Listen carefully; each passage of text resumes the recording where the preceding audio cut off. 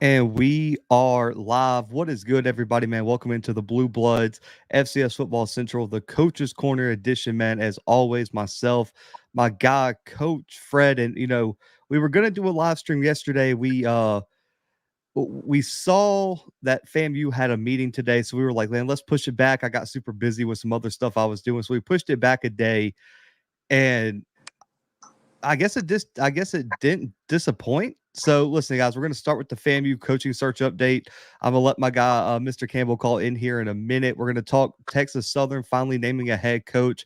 Cris Dishman will be the head guy for the Tigers next year. And then we're going to do a little bit of a HBCU football year in review. We're going to talk about the biggest surprises, biggest disappointments, give out our player of the year honors across all of FCS HBCU football. Let me specify, no offense to the D2 guys, but we don't really cover that here. There's other platforms for all that. So the FCS HBCU guys, and we're going to do an episode with just the general FCS at a later date with a special guest to also be announced at a later date. But Coach Fred, man, how you feeling? Man, good, man. Just on the road, just got in. Might hit a basketball game or two here in the city.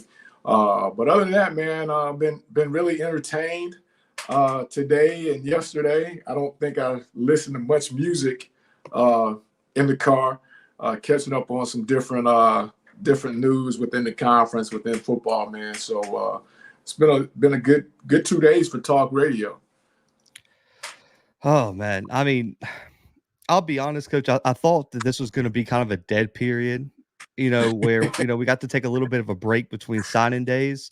Man, it's just been nonstop with the coaching search news, especially let's get to the FAMU stuff, man. I mean, hell, I don't even know where to even start with this, where now they've come back and they decided that they're going to go hire a search committee.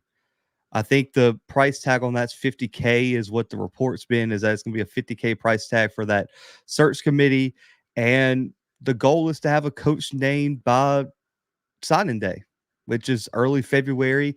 And I mean, according to the live stream today or the Zoom call today, is the goal is to have 3 to 5 names, preferably 5, submitted to the AD president by Sunday. And then I guess they'll take their time and announce whenever they want to. Coach, I mean, the first question is, one, how did we get here? And two, what are the odds, in your opinion, being a coach in the league, going through interviews, that they realistically have a coach named and established by signing day? Man, it's this whole thing is, I don't want to say funny, laughable, but I mean, it's almost like, hi, joke's on you. You keep waiting on it. Like, Coach Simmons not going anywhere. We just wanted to see, something like that, because some of the stuff that's going on is just like, and I guess we'll talk more about it when Mr. Campbell gets home. But, to have a coach and a staff here in the next 2 weeks, 3 weeks, I guess, is what we're getting down to, a little under 3 weeks. It's going to be pushing it, man. Right now, I don't know where they go, because, I mean, if you look at it, Zach, let's be honest, who's gonna put themselves out there for a possibility without any insurance? So you're talking about coaches that are already coaching at places, have contracts, have signing classes lined up. You're asking a real tall favor, solid, hey man, put your name in the hat, because that gets out. Trust me, man, this recruiting thing is cutthroat. Oh, did you hear Coach Zach? He's up for the FAMU job. So why are you going there? And now you got administration calling like, well, Zach, why did I hear the correct? You're interviewing for FAM? I thought we were good here. You just signed. So, your pool is down. Assistants, coaches, I know what people say, move all the time, but let's just be honest. You're talking about moving now into a situation that you really don't know anything about. And if you've been watching any of this, then if you're not on that list of the people that they want, oh man, it's going to be pure hell for a couple months, because you're not who they want. So, it's going to be tough, man. It's going to be tough. Yeah, and that was a big, I guess, hold up or something that kind of caught my attention when all this started is because of the sunshine law, I believe, all Yeah. has to be publicized, like Yeah. interviews, all that information. So if you're a coach that might just be trying to leverage, that interview for a raise or just get the interview experience, because that also happens too, where coaches got to get that experience of interviewing and have that on Want their. to know? You can't do that. Like if you're a championship coach at a championship program with the next transfer portal window open and some of this stuff, you can't. It's going to be tough for some coaches to put their names out there because you just it would look bad on them, look bad on the program. And it could negatively affect them because let's say you interview and you really want the job, coach. If you don't get it, now you got to kind of walk back with your tail tucked, like, okay, sorry guys, I'm back here and I'm fully invested in I X, Y, didn't want it Z anyway. school. I didn't want that Yeah, I job didn't want it anyway. anyway. It was just like it's not gonna be a good look. And I thought it was interesting. I mean, AD Sykes listed kind of some of the qualities today that she's looking for in a head coach.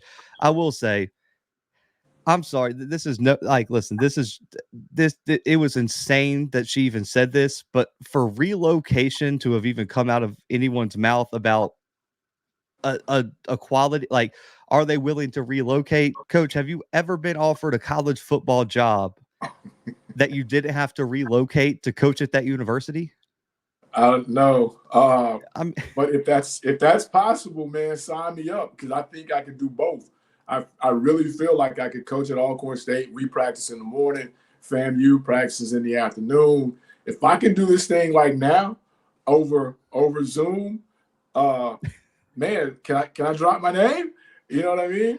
oh my god. Yeah, that's I just just assumed. You don't have I the right now. yeah, like I mean, obviously you have to relocate. Obviously you would like them to be able to raise a little bit of money. Like just like we're naming stuff that like no kidding. Like, yes, do they need a social security number? Probably. Do they need to be a coach? Probably. Like, we don't have to say everything. Like, relocation, I think, is assumed. And like, you don't apply for certain jobs, not assuming that you're going to have to move or do like, we're not just hiring it, just some random position. You're a head football coach at a Division I program. If you're not willing to relocate, probably don't apply. Yeah, you're not going to be a coach long. Not no. not at the collegiate level. That was wild. I think the other thing is too, and coach, we talked about this, and I didn't see anyone really bring this up. She mentioned one of the, I guess, qualifying things that she wanted is previous head coaching experience. And there were two names that a lot of people want to be the next head coach. One of those qualifications aren't checked on his box. Depending on like if she wants college football head coaching experience, neither coach checks that box. But head coaching experience, just in general, Billy Roll's the only one with head coaching experience, if I'm not mistaken, unless I'm missing something that James Colsey was the head coach at high school level somewhere. But coach, let me do this real quick. Let me bring up Mr. Campbell. Man, Mr. Campbell, I appreciate you hopping on here, man. Blue. Hold on. I'm gonna come right back. My headset's not picking up. I'll be right back. Okay, sounds good. But yeah, we'll go to Mr. Campbell when he hops back in. But Coach, you just hit something that I didn't even think about. Like, neither Coach never done this collegiately. No, I didn't think about that. You're man. So if that's because if I'm not mistaken, now correct me if I'm wrong in the chat or coach or Mr. Campbell can correct me. If that's the recommendation, then neither coach hits that. But Mr. Campbell, appreciate you hopping on. But the question I wanted to ask you, Mr. Campbell, and as we're talking about this, is she listed one of the qualifications as previous head coaching experience. If I'm not mistaken, and coach agreed with me here, is that why she did not interview Colsey or Billy Roll because she wanted college football head coaching experience? Okay, let me say this. All statements made by Stephen Campbell is on behalf of Stephen Campbell and not Florida A&M, the National Alumni Association, the Booster Association, the F Club, or anybody official with FAMU. Okay? So I'm not speaking for FAMU. I just got to put out there, Coach Fred, you know why I'm doing that. You know what I'm saying? Because I don't want anybody, listen, because I'm coming on, and I've been on all these shows, and the only reason, I got to say this, I'm coming on all these shows because I know these people on these boards. I went to school with these people. These are high-level people. These are people that have integrity. So we've been accused of treating AD Sykes a certain way because of her gender. And I'm here to say that has nothing to do with it. This is really judged on the content of her job performance. So that's the serious part. Now, here's the funny part. You can't hustle me. And I'm going to tell you something. I got 50 million texts as soon as we heard what the job description was. Because you know what people said? That means that she's going to eliminate Coach Roll. Right off the rip. Yeah. See, you can't, listen, man, you cannot hustle, and Coach Fred going to know this. You can't hustle a hustler. We know how the hustle runs, bro. So when you start doing things, and then you start hearing, I want people at this certain level. I want some of this. So then you start looking, that might eliminate Coach Coley. And then you know what happens? When you give that to the search firm is going to say, that person doesn't fit the criteria. So we can blame it on the search firm. You see what I'm saying? So people caught that immediately. And when you see that, and then it's like, because here's another thing too, and I said this, it is very obvious she does not want to hire Coach Cozy and Coach Rowe. Because Blue, listen, you know the drawing, Coach Fred, listen. Here was the funny thing, and Blue could talk about this.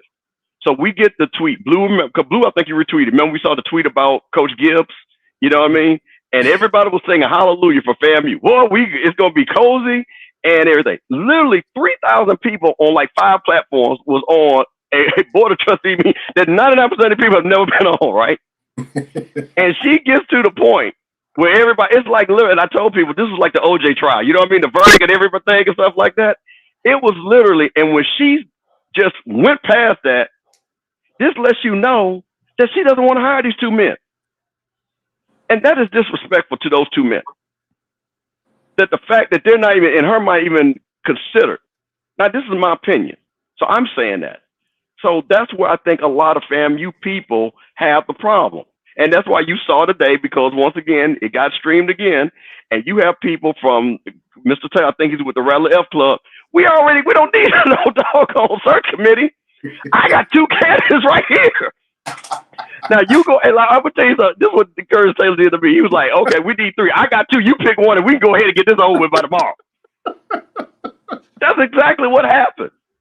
That's exactly what happened. And then what do we go? We got to do a search committee for what? Okay, I'm gonna help y'all out. And see, this is the thing about. I want to be understand. Well, no, search firm, because that's very important. Yeah. The search committee makes sense. You always go to your stakeholder. Blue, come on, you down there at Auburn. My guy down there that owns Yellowwood. Y'all know y'all don't do nothing without talking to that dude. So, I mean, let's not act like this doesn't happen, right? Okay? So my point of it is, it makes sense, especially because let me be clear on something. And everybody has the jokes. It has nothing to do with FAMU doesn't have money. The DSOs are always going to have to, because we only can pay $200,000. So any coach that we hire of any status, they're going to have to go to the DSOs anyway, right? So that's what you understood. Unless it's me, I'll do it for 180. Well, hey, listen, you better get in that portal, brother. But you better get that portal. But you better make sure you got all that. Now, I'm gonna sign the reference card for you, but I don't know if that's gonna be enough. Because after she see me on all these shows, she damn sure ain't gonna ever talk to me ever again. So I'm just saying, is that you get to this point where you're saying that we need a search firm. People say, no, what we're asking you to do is interview the candidates that we're at least putting up. She has interviewed them. I know for a fact, and Blue, you know this too, she has not interviewed Coach Cozy. She has not interviewed Coach Rowe. She has not interviewed KJ Black. She has not interviewed Quinn Gray. Those are just 4 internal candidates, right? Now, here's my thing. If you're going to have somebody that is from the outside, right? If you're going to get somebody, then what you do is, okay, I'll give you a perfect example. And this is a true story. When Scotty was getting on the show with Blue, right? I literally almost texted him. I think he remembered this. All right, man, you ain't no Trumper, are you, bro? I can't support how you move it like that. Man, I need to know who he was. And this is my nephew now. He knows I affectionately call him that because I knew him, but I didn't know him. So what do you do? If somebody has apprehension, you put the person in front of the stakeholders. Because what you might find out that this is a really good guy. You don't go and then try to basically move this thing in silence and then like, oh, guess what? Sean Gibbs is your coach. She did Coach Gibbs a disservice. He might be the best person for FAMU. Nobody ever knew because none of the stakeholders talked to him. And if you're going to bring somebody from outside, you have to build a consensus. Leaders build consensus. Leaders build and sell it. Like I say, because sometimes if you have that strong conviction that this is the right guy, I'm not the one to say that's not. I'm going to be cool with it. But you go to the stakeholder, let them meet this person, sell it. But if you're doing things and you know how social media works, we hear a rumor here, we hear a rumor there. She doesn't want to talk to Coach Roll. Well, maybe if you let the stakeholders meet Coach Gibbs, right, and then they interview Coach Roll, they say, you know what, man, you know what, she ain't lying. Coach Gibbs is a better candidate. We've seen this happen before. Mike Tomlin got the job in Pittsburgh just like that. He was not their main guy. Now, almost 20 years later, look, that's what happened when you introduce people to the process. So this is just the thing. So this is the reason why I'm coming on these shows because, you know, and like I said, me and Perry got into it a little bit. And that's my nephew, so I want to apologize. But I want to be clear. It ain't got nothing to do because FAMU people don't care about y'all being in our business. We've heard a whole lot worse from a whole lot better. I'm just saying, we don't care. I mean, that brag different means we don't care about that. What the frustration comes in is now. I think today was the time when if people watch, and you gotta think a lot of people watching the replays on Scotty's show and stuff. Because I got like 5,000 people go, man, I just finished watching Scotty's show. Did she say raffle tickets? Yes, bro. She said raffle tickets. That is a meme now. Coach Fred, she said raffle tickets. Our person on the foundation said, we have a deficit. And I want to be clear on the deficit. In her job description, it's fundraising. Okay? She put one of her main things was fundraising for Coach. I know Coach fundraising. But bro, FAMU is not, this ain't Dion where you go and you can make $1 million off of boosters and things like that. It's not that thing. I want somebody that knows X's and O's and Jimmy's and Joe's. Because the Alumni Association will do the rest. Because our coach is never going to be, like Nick Saban can go Alabama and go raise him. Because people just want to be around Nick Saban. Willie was a great guy, but Willie's not going to raise $1 million just by people standing next to him. It's not the same fundraising thing. So I don't expect Willie Simmons to raise $100,000 for FAMU. I expect him to support it. You know what I mean? Hey, coach, we're having alumni here. Show up. We need you to be here. No problem. He did that with the strike tour. They raised $500,000. But my point of it is, for that to even be on the list, the fact that, are you willing to relocate? Lady, this is not a job for your assistant. So this is the thing that people have issues with and what people are speaking out on. Because I'm going to say this again, and this is a true story. Do y'all really think we want our AD to fail? Do you really think we want to hire another AD? No, I'm being honest with you. Nobody wants to hire another AD. We want her to be successful. We want to support it. And this is the thing. And again, I'm Coach Fred, I got to say this.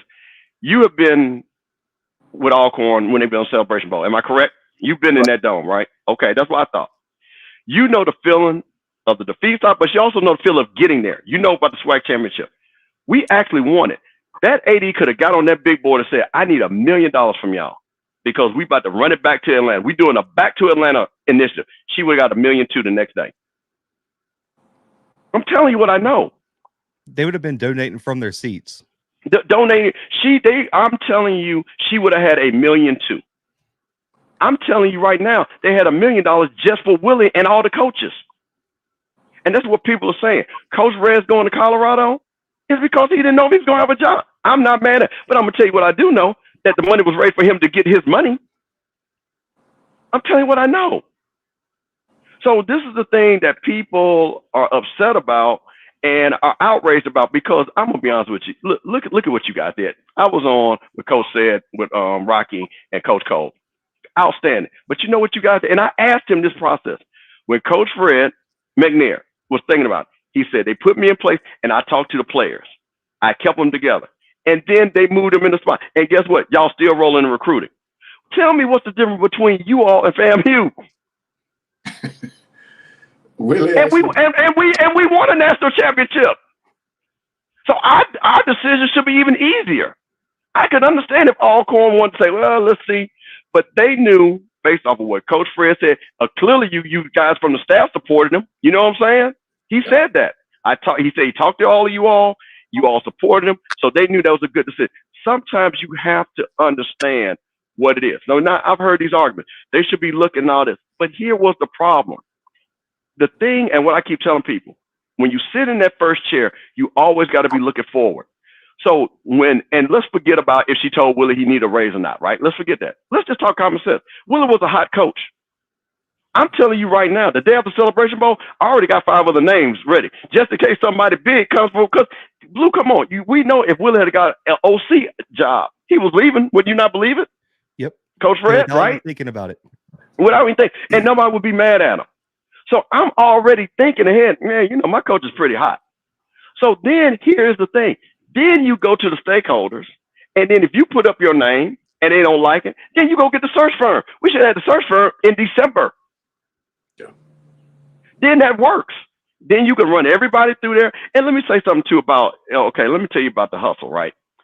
So she tries to say, and what they try to say, well, the sunshine laws and stuff like that.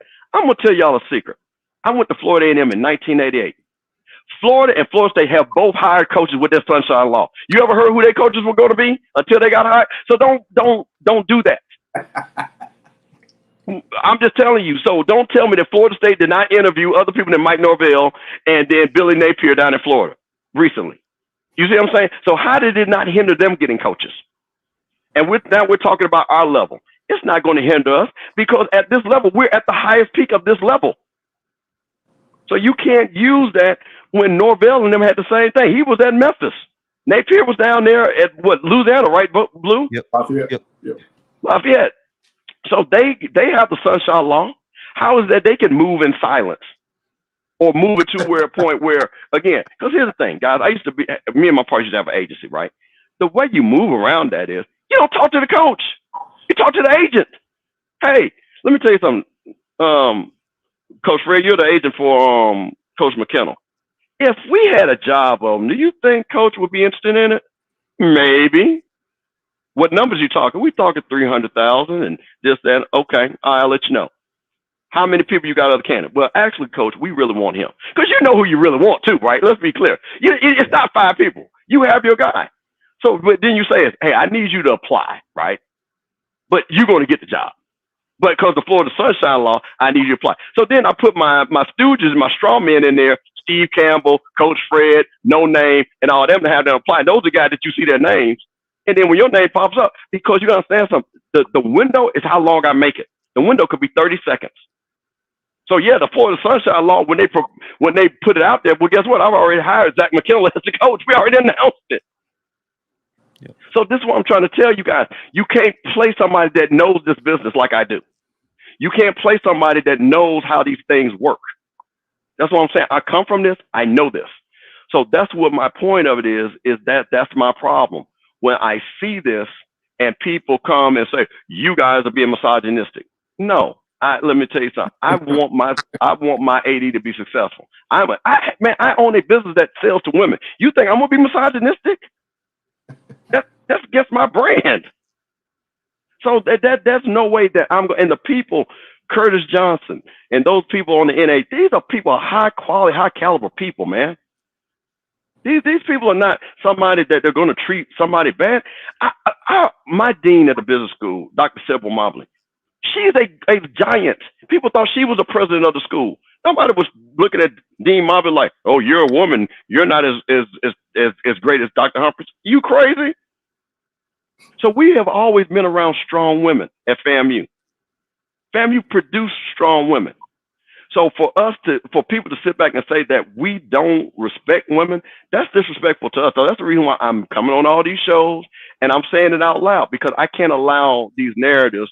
And people, like I say, they have these websites and then they say, and this is what they say, well, people don't want to have that conversation. Well, I'm here to have a conversation. And then you can't find them. Let's have the conversation, because what I just told you, I laid out, you cannot go and you think about this. So I'm going to give my narrative one more time. We had a coach potentially is going to leave. And then everything that you did to this day. Now thinking a month ago, we won the Celebration Bowl. And you're going to tell me after 1 month, this is where FAMU should be at? Where we're losing coaches. We got players, 40 to 45 players that are ready to hit the portal, but they're trying to hold on because, as you well know, the grass ain't always greener. They're trying to stay. And most of these kids want a FAMU education. You just can't throw that away. There's a reason why we're the #1 public HBCU, because these kids get good jobs. So they're trying to hold in here. But when you go and you've gone a month, and I'm looking at your process, you don't talk to stakeholders. You don't do all the things that just naturally that you just got to do to build a consensus. This is what you get. And this is where we're at. I mean, it's just, and like you said, the agent thing. And I think you made a good point about, not comparing it to Alabama. Because me and you talk all the time, but because me and you have had that debate with out of conference games with money, like that's like, and I know about Jimmy Sexton. Yeah. You listen, Dan Lanning was never going to leave Oregon for Alabama. He was never considered it, never interviewed. He said, I want Oregon and Phil Knight to go get me that Nike money and run up my contract. Same for Steve Sarkisian. And like you said, Lane Kiffin's on audio saying he didn't want the job, and apparently he's a candidate for the job. Like you said, everyone knows who they want. My question for you is, because you know the history a bit better than me, and maybe even Coach Fred with terms of FAMU. What's the disconnect with FAMU in like the AD history? Because I was shocked to find it'll be 12 since 2009. Man, we have had more ADs than future got baby mamas. It is just crazy of all the ADs. So this is where some of the dysfunction comes from, right? You've had like Kellen. I think about Kellen Winslow, right? And I'm using him as perfect. I was really excited because I was a San Diego Chargers fan. I'm 53 years old. The Chargers was my team. You know what I'm saying? And Charlie Joyner was on that team. That's an HBCU Grambling guy, John Jefferson. You know what I'm saying? Man, come on. I love the Chargers, man, when I grew up, man. And they could never get over the hump. You know what I mean? They played the Raiders. They played Cincinnati. They had that great game in Miami. So I was a Kellen Winslow fan. Kellen Winslow was perfect. He didn't understand the culture. Because unfortunately for him, he just couldn't understand why couldn't this happen tomorrow. You know what I mean? It was always for them. And you've got to understand, see, anytime, this is the thing, it's like being a teacher. It's a labor of love. If you come, Coach Fred knows this. Coach Fred could be working somewhere else. He loves working in Alcorn. He loves helping those kids. So he makes the sacrifice financially or even to his career because of the love that he has for that school. And the love he gets back, he's not going to get a lot of places. So what has happened is, Blue, we've had that situation. And then also we've had some of our ADs to do malfeasance. You know what I'm saying? They caused their own demise, right? So it has been this constant cycle of not the right person left, retired. You know what I mean? Like Dr. John Eason, he retired. You know what I'm saying? He had been in the game a long time. You know what I'm saying? So Dr. John Eason was the wide receiver coach when Charlie Ward was the quarterback, okay? Left Florida State, went up to South Carolina State with Brad Scott. You see what I'm saying? See, I know all these. You see what I'm saying? I go back. I know these things. So he was just, man, listen, I've been in this game before. I'm tired. Time to retire. So these are what has happened when you see it. And also, too, what you found out from FAMU, our president is a person of high academic standards. And you even kind of heard it today. There are some things I'm non-negotiable about. And then she mentions that our students have a 4.0. That ain't got nothing to do with the football players. That's the student body. What does our 4.0 got to do? So you're telling me the coach can only recruit 4.0, but we ain't winning nothing.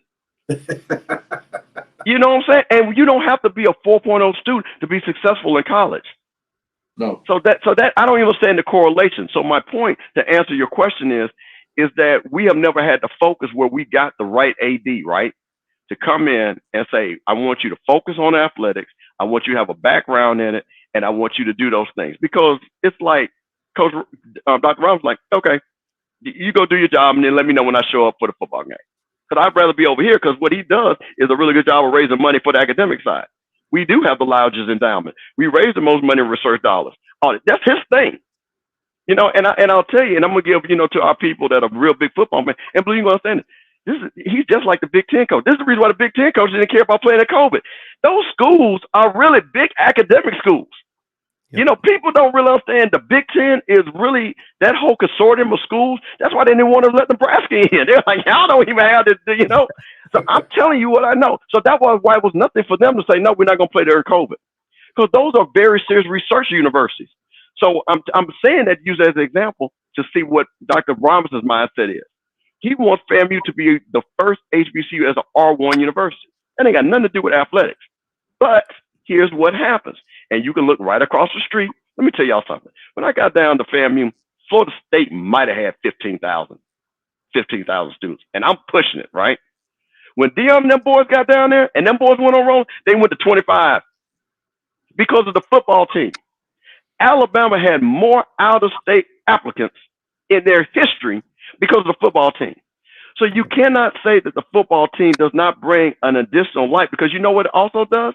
And this is what I'm saying, a successful football team. And Blue, you know this. After Cam Newton, y'all wanted how much money y'all probably raised compared to when y'all exactly. So thank you. So look at how much money that they can raise from the excited alumni base by having a winning team. Look at the money. You guys say something. And I'm gonna say this again. That was just cash money. I'm telling you, it was another $800,000 sitting on the sidelines that was ready to come. So if you can do that, because people want to see a winning program, and these are the same alums, right, that you brag different about, that they're CEOs of this and vice president of that, and Will Packer making movies, and Pam Oliver is this, you know what I'm saying? All these, Roy Wood, all these names. But it was the football team that could get you $1 million in 48 hours if you wanted to get it. And I'm with you, because I looked that up, did a study from the time before Nick Saban got there to when he did get there, how enrollment just shot out the roof. You know, on the comical side, I have a question for you, and I know you're not collecting a check, so to speak, from FAM. This is just you. I want to get your opinion, but before I get to a serious question, hey man, why they couldn't decide on the time? Yeah, okay. Now, all right, and this was me and Pierre got in an argument, right? Yeah. Hey man, listen, these folks, bro, these folks is busy, bro. These is what about 7:30? Well, man, listen, hey man, listen, listen. You better go check these folks' resumes. You see what I'm saying? This they side job, bro. This they side job for a lot of these folks. You know that and I forgot his name, man. He was like, well, why won't we just cut through the chase? I got two names right now. That was Curtis Taylor from the F Club. He was like, bruh, and I like what he said. See, well, let me tell you, when you hear someone say coach like that, we're a coach like that, bruh, we talking football. Mm-hmm. So these are guys that know Coach Roll. Especially, these are really Coach Roll's guys too. You know what I mean? Honestly. These are Coach Roll's guys. Because you know, people don't understand. You know, if you're not from Florida and you really don't know high school football, Coach Roll might be one of the top 25 high school coaches of all time. All time. And that is no bragging. From the bottom. And you think about this, and now let's go back from the cultural standpoint. He might be one of the top 5 black high school football coaches of all time, which takes him to a whole nother level. Okay? Yeah. So when you have this, and you think about all the people that have worked with him in South Florida, right? All his players across the country. All his players who have gone on to coach high school football in Florida. It's very easy to have a great fan base and people want it because they have seen him. You know, so that's what it is. Point blank, period. So, and I guess I'm lost because, you know, I went back yesterday and like I told Blue earlier, I'm driving, catching up on the news, and this is real time sensitive. In your opinion, was a committee needed to assist the search firm? I mean, 'cause to me, that's prolonging the time. Well, see, this is what happens, and you see this all the time. You know, something bad happens, and then they overcorrect. This was an overcorrection because she had not included anybody, right? Not everybody wants to be included. Yep. Because you got to understand something. She literally told 2 people, who was her choice of the coach. And neither one of those people have any knowledge about football. 0. And these are people that I guess, because it's like, did you ask their opinion? Or like, okay, could you imagine this conversation? Dr. Robinson, I'm going to hire Sean Gibbs. Okay, is his kids graduate? Yep. Okay, hire him. You know what I'm saying? Now, did you really think the coach, the president of Michigan, is not going to know who that next coach is going to be and can he win games? Exactly. He's going to know. He knows exactly. So this is the thing about the committee part. And again, Willie, okay, let me give you a perfect example. And they've talked about this. Willie was basically selected with a committee without being a committee because they went to the F Club, they went to the Booster Club, they went to the alumni and said, hey, we want to hire this guy, but we're going to need the money to hire him. So that's the same thing. It's the same thing. But the point of it is, it was efficient because the AD was brought that Willie Simmons to the stakeholders. So it was moving concurrently, right? You're meeting him, we like him. You're meeting him, we like him. You're meeting him, we like him. Now, Willie had a better resume than Coach Gibbs. But the point was, Greg Clark and Dr. John Easter were talking to the stakeholders because they had to go to the stakeholders to get the money. So if you go to people and say, hey, this is my guy, and you talk to these people, right? And you say, hey, this is what I want to do, and let the stakeholders, you could have done all this. So I think the committee thing, I think, is not, because now it's official on a piece of paper. But I'm going to be honest with you, she was going to have to go to those stakeholders no matter what to get the money. But Mr. Campbell, don't you see, or don't you, because, and correct me if I'm wrong, it's still going to be a tremendous, I'm talking about World War III, if those two names and whatever names they give that he already had, that they add to the three names, if the search firm don't put them on there, it's going to be World War III anyway. Well, this is why I say I understand the hustle. That's why I think she did that on purpose, because she was the one that brought the search firm. Yep.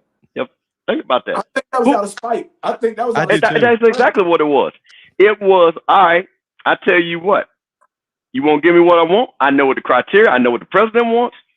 And I hate to say this, Blue, but I'm just saying, just for the sake of joke, we're going to let the white man do it. We're going to let the white man do it. Then they ain't on me. The white guy did this white search firm. You know this search firm ain't no brothers. Come on, man. Hey, y'all wanted this? This is what we doing. Yeah, we're doing. So now it's off of her because it's above me now. You know what I'm saying? So now she can say, well, this wasn't my choice, a search firm. You know, you guys gave me this and it was a search firm. But she kept putting, not her, the chairperson the other day kept putting it back out there, even though the search firm comes with this, the end all be all still stops with her and the president. They may give her 7 names, but at the end of the day, she still picks whatever name out of that hat she wants to, which is why I say it's a waste of time, so to speak, because if Mr. Taylor, you said it was, if he don't see his name in that finalist group, we back here again, baby. Bro, listen. Well, see, but like I say, that's when the water gets cut off. And like I say, Blue knows this. When there have been candidates put up at Auburn and them folks don't like it, them pocketbooks get shut. So this is not unusual. This is the thing. And this is what I try to tell people. Texas A&M, Lil Stoops was getting on that plane, ready to go. On the plane. He was on the plane. They probably turned it around mid-air. And they told them to turn that plane around because they were like, we ain't paying for that. Greg Schiano at Tennessee, they about burned the campus down when Schiano was leaked. What was it, right before Pruitt? Yeah. We can show you name after name. That's why when people like I said, Blue, me and you talk. I'm a college football fan and a historian. I'm talking about all the way back. You know what I mean? Cause I love college football. So when people act like I don't know why FAMU is acting like this, bruh, we just had this at Texas A&M 2 weeks ago. What are you talking about? On a larger scale. On a larger scale. So don't say, well, we shouldn't be acting like that. Fans are passionate about their teams. Fans are passionate about their teams. I know FAMU is not Florida State, but I love FAMU just as much as somebody from Florida State loves Florida State. They ran Willie Taggart out of there. With the quickness. With the quickness. How much you need? How much you need? We're gonna give him here's 5,000, here's 5 million, Coach Taggart. Don't come back tomorrow. Don't come back. Well, Coach, you brought it up. What was it, last show? Do you remember the? I know we ended up winning a natty. Do you remember what Auburn fans about did when Gene Chizik got off that plane? Oh, with that 5-19 record, they were ready to fire him on the tarmac. Live it at the airport. We don't want you. You suck. Yep. I'll never forget that. I'm like you, Mr. Campbell. I love college football. I watch it. I remember when he landed, and I'm trying to figure out how Blue and those people knew that guy was landing at that time. They were there. You know, it's a. Did you ever think that? And I'll give it back to you after this, Blue. But just from the outside looking in, man, did you ever think Texas Southern would catch y'all and pass y'all in this hiring process? Man, I'm going to tell you something. And we've been saying this in alumni chat. We literally won the Celebration Bowl 30 days ago. There's no way in the heck I should be sitting right here on this YouTube right now. We should be talking about all the recruits FAMU is getting and why we about to run it back. It is insane how this thing became so complicated and literally a soap opera. Because that's what it's been. And it's been a very entertaining one. If I step back, because it gives you all the elements of reality TV, the foolishness that people like about reality TV. It is just crazy. So when you sit back here 30 days later, national champions, I'm talking about you got people from Power Fives coming to FAMU, right? And stuff like that. Yeah. We're talking about, well, we're going to really complete the mission that Dion was talking about. You know what I'm saying? We're going to get these guys to come on back home. You know what I'm saying? We get guys from Florida State folks are mad at FAMU people and all that. You know what I'm saying? And we don't care. You know, bro, oh man, Florida State folks was hot. I can't believe why would that guy go over there? Yeah, I mean, we were loving it. And then Willie leaves, okay, little down crescendo, but everybody, you know, no problem. We still got Coach Rez. We still doing the bat signals. We still got Coach Roll. They're going to announce one of them two guys, and we're going to keep getting guys. And then we hear this guy, Sean Gibbs. And then it keeps going. And then we find out she hasn't talked to Coach Roll. She hasn't talked to Coach Rez. She hasn't talked to Smitty Rock. She hasn't talked to Coach Cozy. Haven't even talked to him. And we're like, wait a minute, what is going on here? Why are we dismantling a team when we got everything? We have 7 all SWAC players coming back. 7, more than anybody else. We got our offensive line coming back. We got our running backs coming back. Most of our D line coming back. You gonna tell me we can't run that back and win the East? At least. You know what? What we had? Jerry Reinsdorf and the Chicago Bulls. But here's the thing. You know what though? They ain't recovered yet. But coach, here's the thing. We ain't even talking about no salary cap money. You know what I'm saying? They were like, well, I just don't want to pay Scottie Pippen all the money, and I don't want to pay Michael Jordan $50 a year because Michael Jordan was getting $30 million a year, which was unbelievable. Like he was doing those 1-year contract rollovers for $30 million, and they were just like, no, I'm not gonna, I'm not gonna pay. Jerry Krause like, I'm not gonna pay that. Jerry Reinsdorf, who was the owner, and Krause was like, okay, fine, we'll blow it up, which was insane. But the point of that's not even the issue here. You know what I mean? It's not a money thing. You know what I mean? It would be different if Willie was like, well, you got to pay me $1 million. We're like, oh, well, we've been held hostage. We're not going to pay the $1 million. Just blow it up. You know what I mean? That's not even the issue. So for everybody, and I guess what I think, and this is in 80 Sykes, if y'all clip this is what I would say to you. The best leaders communicate, even in the most difficult times. So what I would say to, and again, just go to the steakhouse. You ain't got to talk to people like me. I'm nobody. You know what I'm saying? I'm just a guy come on YouTube, talk a little bit of mess, whatever. But go to the steakhouse and say, I'm going to tell y'all why I didn't want these coaches. And this is the reason why. And stand on it. Stand on it. Because then can't nobody question you after you say it. And see, that's the problem. Is she's not standing on business, as the young folks say. Because if you don't want Coach Roll, then say why you don't want Coach Roll. Say it. If you don't want Coach Cozy, say, you know what? And again, I'm not saying this is these guys' problem, but I'm just using an example. Let's just say they're not disciplined enough. They're not an APR focused guy, right? Or whatever. Because this is what I heard. She wants the guy. Just say, I want a coach that's APR focused. Because we've struggled with APR, and Dr. Robinson has tasked me to make sure we have the best APR in the SWAC. You know what? Can't even be mad at you because now I know what you're moving on. But if I don't even know what your criteria is or what your thought process is, then you get what you got right here. Everybody upset, everybody having these calls and doing these Zooms and vote of no confidence and stuff like that. That's not, because I'm going to say that's not fair to her to get that vote of no confidence. But what was the Alumni Association supposed to do? What were they supposed to do? But let me, and B, I'm not trying to take it over. No, you're good. We got all the time. I'm acting as a representative for her now, Mr. Campbell. Yeah. At the end of the day, she's hired to do X, Y, Z. Correct. So I understand the wanting her to have the open line of communication and all that. I understand that. But at the end of the day, and this is me being her representative. Yep.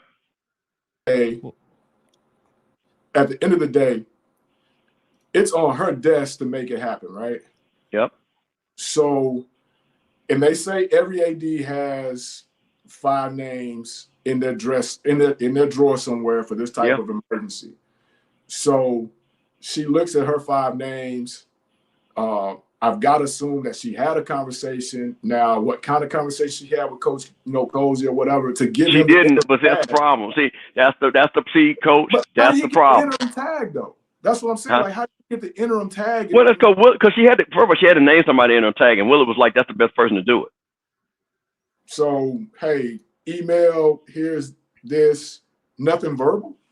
Well, no, I'm just saying. Well, no, I'm talking about talking to him far as the job. She has not talked to him about the job, like being the head coach. That's where everybody, the outrage is. She has not talked to Coach Rowe about the job of being head coach. She has not talked to Coach Cozy about the job of head coach. I understand the coach role because he's not there. I have a hard time wrapping my head around the fact that Cozy's there. She had to give him the interim tag.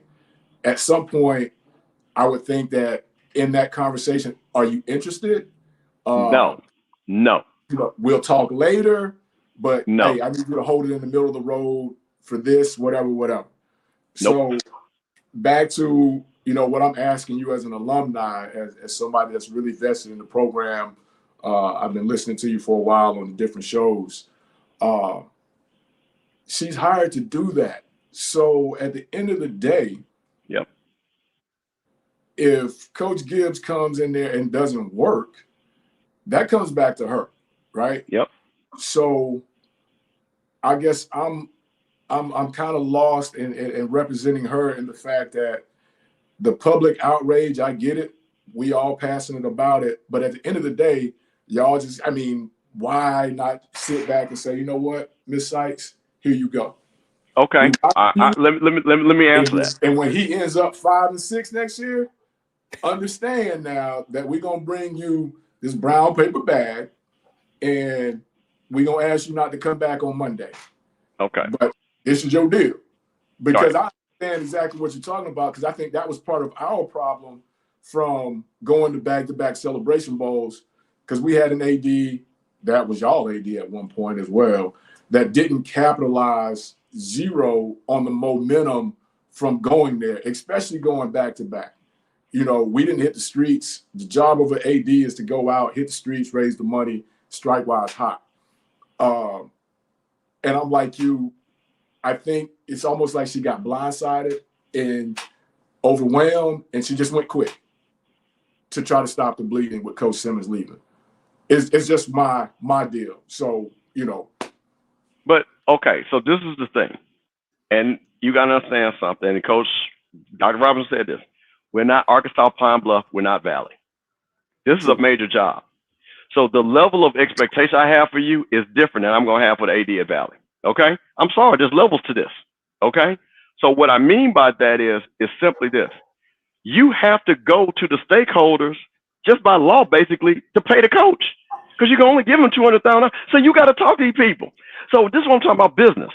If she didn't have to deal with us, yeah, you do what you want. But you got to deal with us. Because you're going to need that other $100,000 from the DSOs.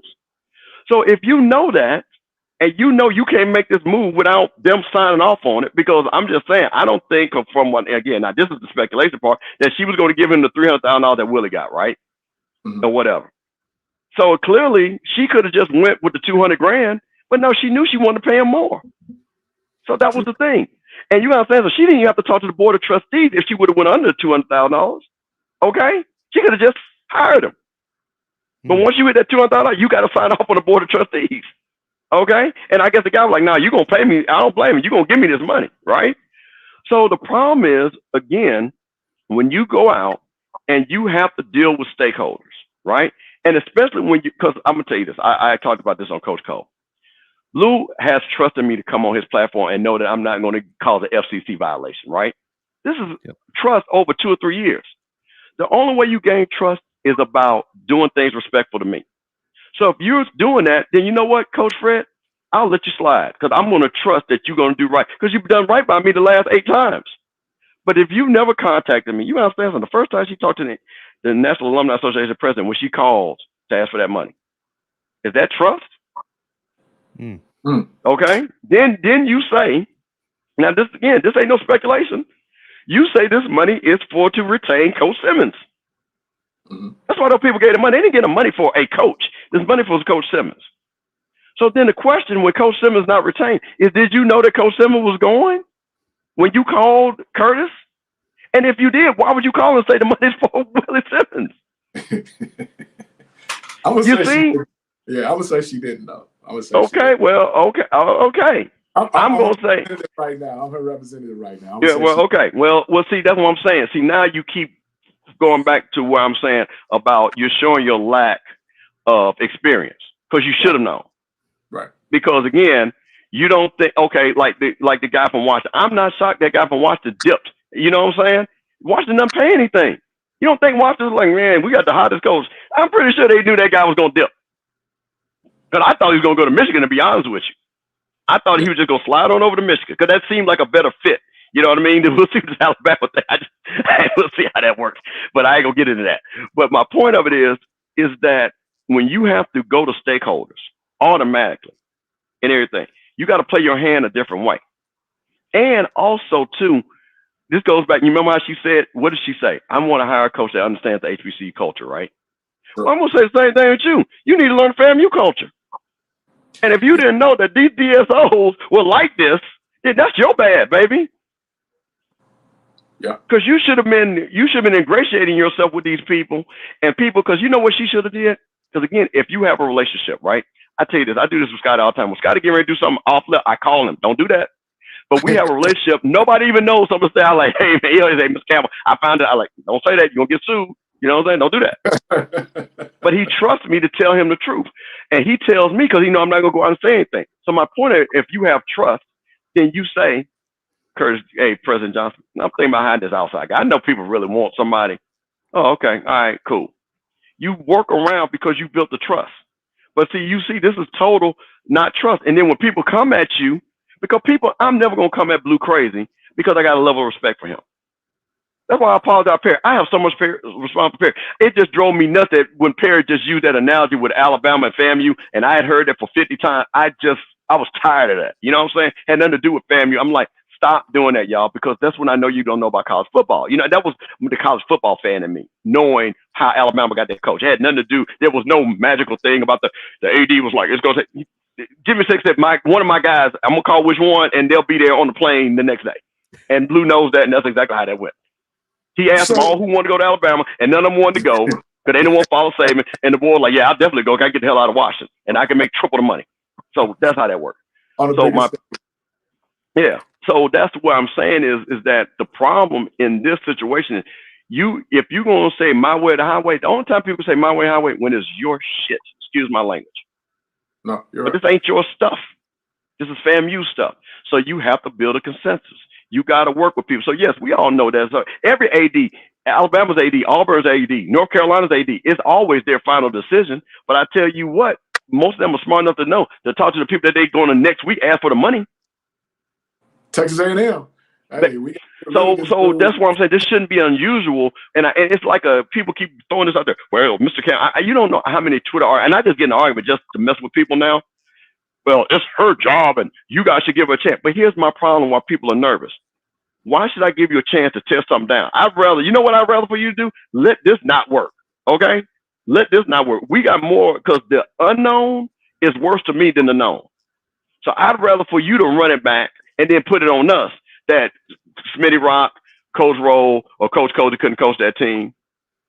Then more likely you hire somebody because here's the thing why this argument doesn't work, what you say. Because Blue, tell me if I'm right or wrong. If Coach Gill's got how many people you think would have transferred out of FAMU? I heard anywhere between 30 to 45. Okay. Do you think we win the national championship again with 30, 45 guys leaving? Thank Probably you. Not. So right then and there, you can't tell me that that's going to work. I already know if Coach Cole and Smitty Rock and Coach Roll get a job, nobody's transferring. Think about this. We only have one major guy getting that portal, and General Hunt is just in the portal. He ain't gone. He hasn't accepted that to Arkansas State or I think Jacksonville State. He's still on the campus. So that should tell you how that you can't sit back and just say, give him a chance, because the chances come with these consequences. Right? The dice game. So why am I going to play a dice game when I know that you're going to go snake eyes or right off the rip? So, Coach, do you really think, now I'm going to ask you, you know this better than me. Do you think if Coach Stephen Campbell comes in and Blue said 34, that I'm going to be able to rebuild that to get that back to a championship team? It's going to be tough. Thank you. Gonna be Thank tough. you. Compared to, I got all my guys locked and loaded and guys coming in. And all I need to do is have a guy and make sure he calls the X's and O's and get the Jimmys and Joes. So when she came in, and I know we're going a little long, B, but I'm intrigued now. So when she got the job, there was no award tour where she goes around and meets all these people? That's what you heard. See, this was the thing. First week as an AD, I need to know where the money Well, is. that's what everybody has said. The lack of communication. Because first of all, it's not the Alumni Association job to go find you. No, I need to go find you. I need to know where the money is. If Exactly. Mr. Campbell is the biggest donor, I need to go and have dinner with him on me. I need to. Hey, exactly. I'm in town. I'm coming to see you. Yeah. Hey, what alumni group do I need to go to? Who's the plug on campus? Where are the big groups? I need to go see them the first week I get the job. Well, Coach, I'm going to ask you a question. Exactly. I'm going to ask you a question. I don't know how many of these Zooms you've seen or heard about. I know Blue has seen them. Have you heard anybody stand up for her from any of these DSOs? Not one time. The chair lady today. Well, she's not with the DSO. Exactly. She's a board of trustees. But any other these affiliate groups that you're talking about? No. You see any of them say, you know what? Nope. I'm really, you guys, I think, Madam AD Sykes is really getting a bad rap, and I'm just going to put this on the record. Because they could do that. We had all them platitude speeches the other day about I'm this, I'm that. They could have easily said that I'm just here I just want to put this on the record, that AD Sykes, I stand behind you, whatever your decision. You ain't heard one person say that. That goes back to your point. That's because you haven't established a relationship. AD Sykes, if you listen to this, man, hit me up.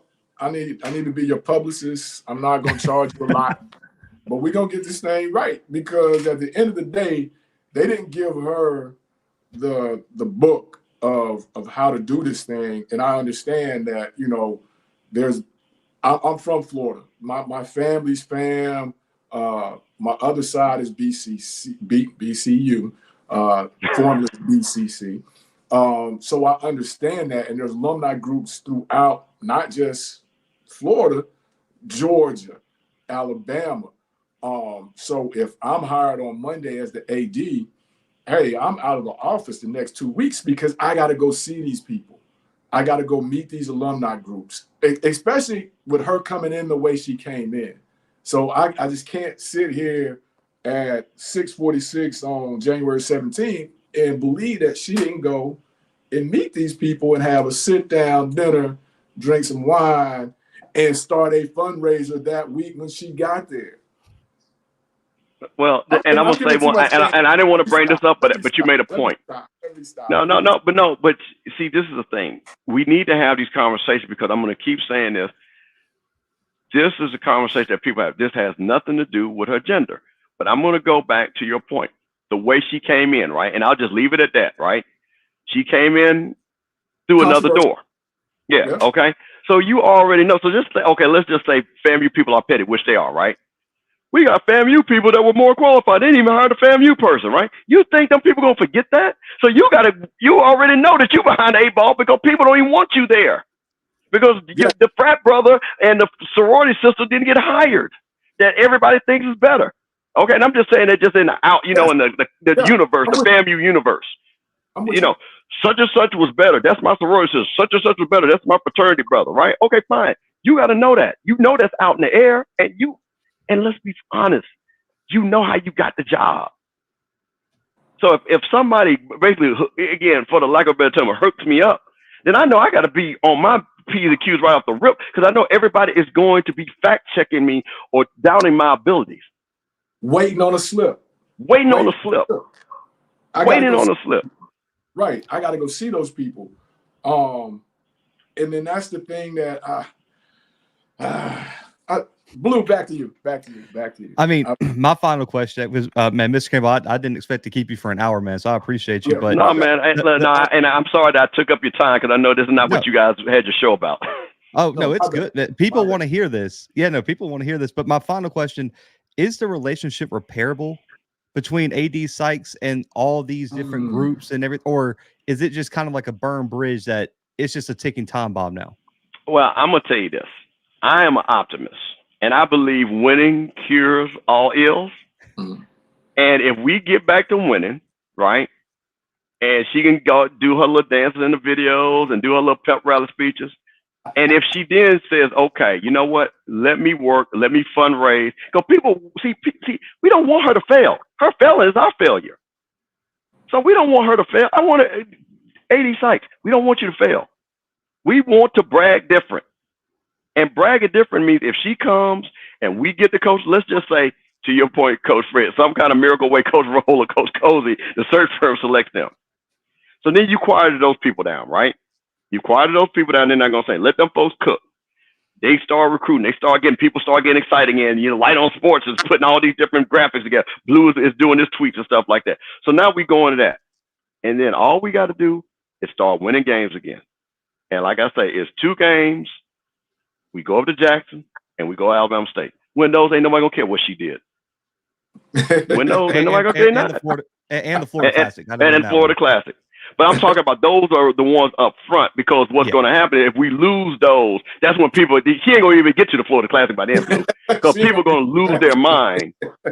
You know what I'm saying? That we should have beat Jackson. We should have beat Alabama State. And because we got Coach Jones from Jones Central, you know, we ain't winning. You know what I mean? That's what's going to happen, man. That's fair. I mean, I kind of with Coach, I know you kind of said it too. It's just, she pretty much said indirectly that Roll and Colsey aren't getting considered. And it just, that's the way I took it. And I just got a feeling that next meeting, what is it, tomorrow is when they're actually going to discuss candidates. I don't know if we got the time. What time is that meeting? Well, I don't know. Yeah. I tell you what, but here's the funny thing. I'm part of as they call the street committee. Somebody's going to send me the link because they want everybody to see it. So I'll listen because they want everybody to see it. Listen, I will get it. Whatever time it's going to be, trust me. I'm pretty sure I already got people are probably watching this right now. Oh, so you need the link? Here you go. Send it to Blue. Send it to Scotty. So someone's in the chat here in about 5 minutes. Someone's easy. Right now. Because you gotta understand something. The FAMU people want people to see this process. See, that's the thing. What people keep talking about our business. We don't want giving them the link. You know what I'm saying? We want you to see it because what it is, it keeps proving our point. You know what I mean? It's then you can't see the one thing I've liked about the board of trustees meeting and this search committee meeting. Now you can see what we have issues with. Let's just say that concerns. Now you see it. It ain't us talking anymore. You see it, and if somebody that has a level of open opinion, then you say, yeah, okay, I see what family people kind of like, have an issue with this. So yeah, so that's it, man. So like I say, Coach Fred, I wish you well. Like I tell Coach said, we want to see you in the SWAC championship game in Tallahassee, of course. You know what I'm saying? So I'm gonna speak that into existence because all this. Because you know what? This is what I'm gonna do, Coach Fred. Well, I'm gonna come back, and Blue, I want you to timestamp this literally. Like Scotty clips this. And when, Alcorn is winning the West and we win the East, we're going to say, man, you remember when FAMU was going to be like 2-11 and we didn't know what the hell was going on?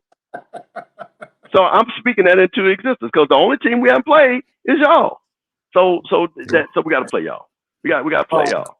Before I let you go, I got to fact check you. You said that FAMU was the #1 HBCU. Public HBCU. Fact check came back. You guys are #2.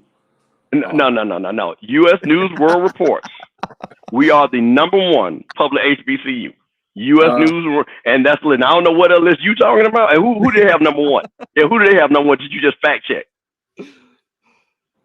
Yeah, who they say, Coach Fred? He's pointing to the shirt. Yeah. Oh, okay. Yeah. Okay. You know what? Listen. Let me tell you something. Everybody knows I'm from Jackson. I love my Mississippi folks, and I know. And one thing I grew up knowing how to say Alcorn, so it's all good. It's all good. Now it's never Al. It's always all. All right.